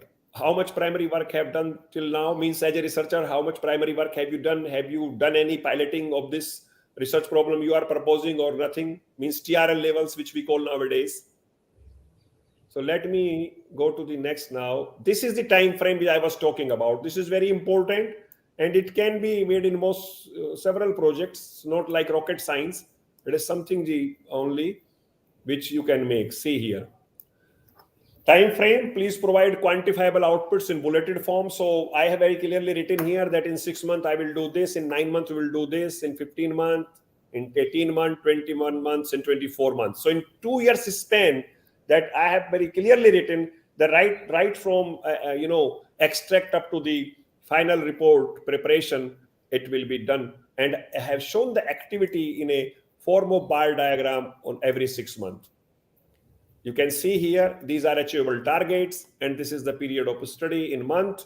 So that's how timeliness or the bar diagram of time frame of a project in a project proposal is essentially required, and this is the one key constraint, as I told in the beginning, time. And then the budget, that's how you can make the budget. Even if no format of budget is given, you can make budget is a non-recurring budget, which you can ask for the equipments, accessories, etc. And in the recurring one, you can definitely ask for the manpower, like junior research fellow, that much amount. And then comes the consumables. What will be the consumables in your research if it is experimental based research? If it is a literature survey based research, then you mention those type of things in that. So if it is exploratory research, naturally you have to do intensive travel, so you mention that. And then other items you can mention here: travel, contingency, then overhead charges, and you can come to a grand total. So see how simply by putting these things, total in lakhs can be made, and it should be justifiable. If it is justifiable, this thing I can say that no agency will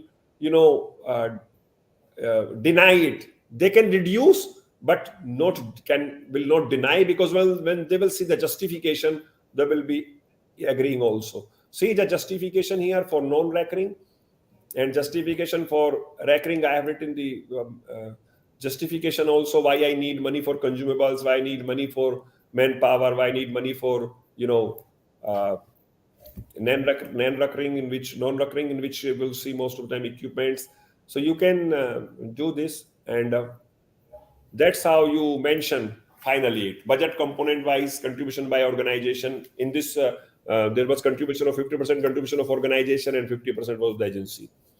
So that's how you can write the project proposal. And even in couple of the projects you may ask to include the existing facilities, what existing equipment you have, because that gonna shows your research base, either you are research based department or not, either you are research based institution or not. Because if you are not previously having any the basic or basic to medium level equipments, or even 1 or 2 advanced level equipment, what type of research have you done till now? Why are you asking for the money?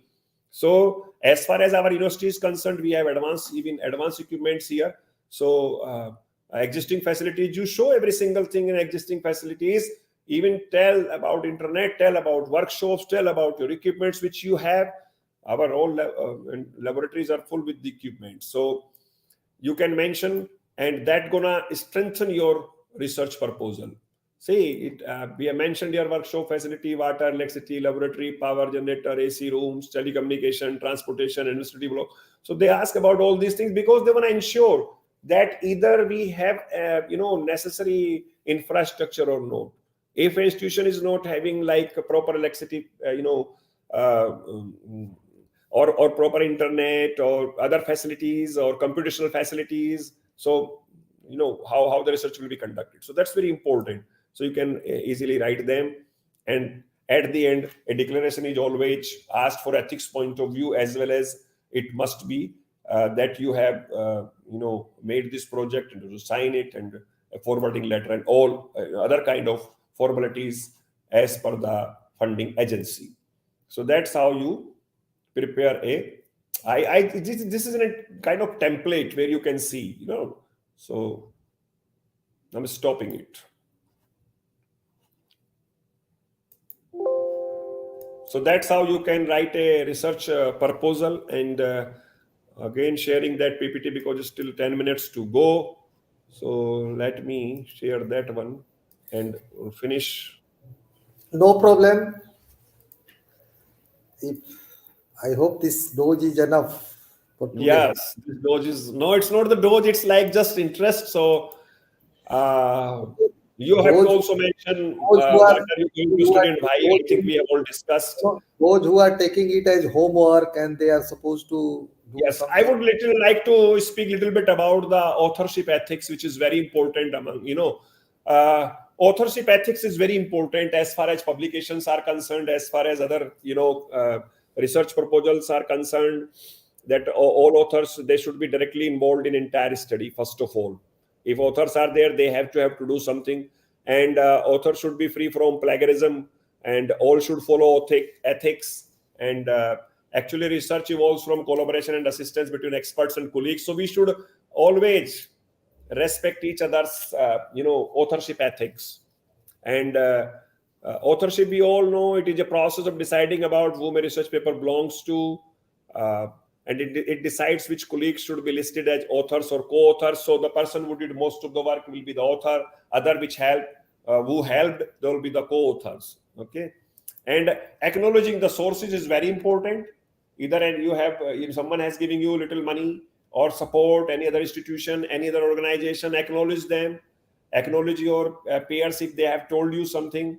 And one important thing of acknowledging is that failure to provide adequate citations constitutes plagiarism. Suppose I have I'm using someone's showing some citing someone's research, so better you mention it clearly in the reference, because otherwise it will be counted as a plagiarism. If you are citing it in the reference, if you are giving the reference from, if you're giving the source, suppose if diagram is very important, without that you cannot write the paper, and you are taking it from the any source online or any research paper, you clearly mention, but it should not be the key result.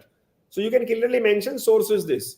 If it is so, and you put that in the references, so it will keep you safe from the plagiarism. So that was a little bit about the authorship. Otherwise, authorship ethics is a separate area on which a separate presentation can be made. Plagiarism itself, a separate presentation can be made. So that's what from my side about this research way to proceed and writing the research project. Even I mentioned the references in this presentation from where I consulted these, couple of the literatures, several points I added based on my skills. So it is very important. Thank you very much. Science is not belief, but the will to find out. Thank you. Thank you very much, Professor Raghav sir, and really this exhaustive presentation and your insights on a very micro level of study observation is going to pay a lot to all the participants who are here on this virtual platform in our today's FDP. So thanks a lot again by the Thank you very much. organizing team of this FDP and IQAC. So now this is time to summarize the today's activity that has been completed. Participants, our session started today by lighting the lamp by Honorable Advisor and CEO sir,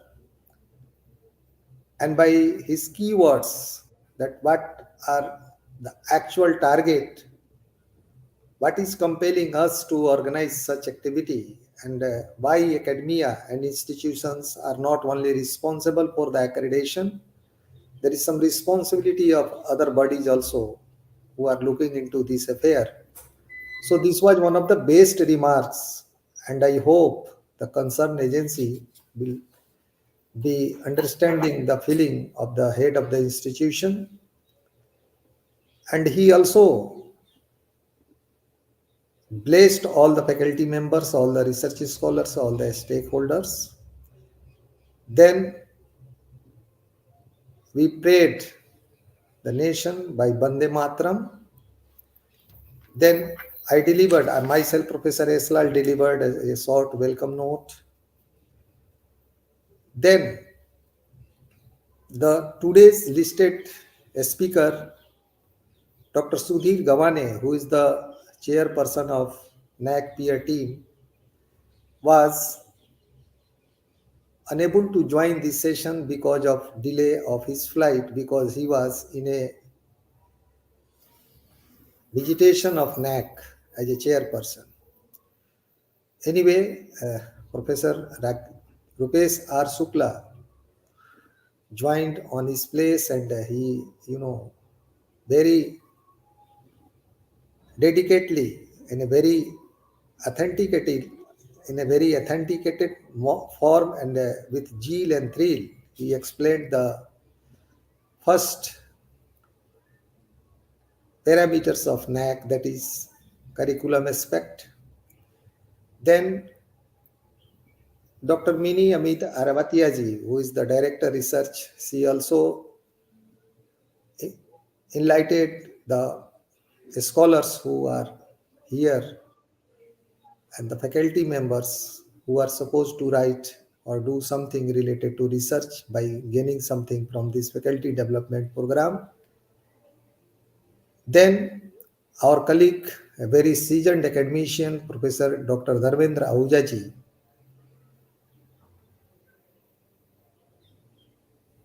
put a very important fact कि जो लोग समय के साथ अपने आप को नहीं बदलेंगे, समय उनको बदल देगा. International institutions are coming India, और गवर्नमेंट ऑफ इंडिया ने शायद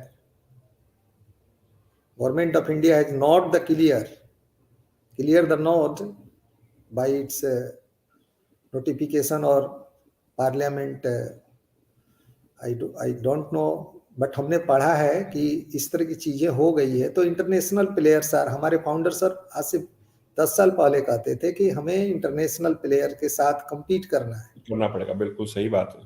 वो अब आ रहे हैं, तो अब हमारे लिए ये समस्या है। अब आप कहते हैं कि भाई हमें मोटरसाइकिल नहीं चलाने आता है, और आप अब साइकिल का जमाना नहीं रहा, आप NH पर आप साइकिल लेके कहाँ जाएंगे? तो अगर आपको नहीं आता है तो आप आउटडेटेड हैं। Right. Professor Ahuja cited a very important fact for all the participants, that if you are trying to compete with the academia, with others, then you have to brush up always yourself. Get ready for the challenges. Change yourself as per the need. वो किस तरह का, वो communication skill हो सकता है, हमारा soft skill हो सकता है, या हमारा जो भी स्किल चाहिए हमारे प्रोफेशन के लिए, it is mandatory. It is why UGC and other bodies are, compelling the institution to organize refresher courses, faculty development programs, and others for the faculty members and others. So, Ahuja sir, we are thankful for your insights, and really it was very, Thank you, sir. very for all the participants. And Thank you, sir.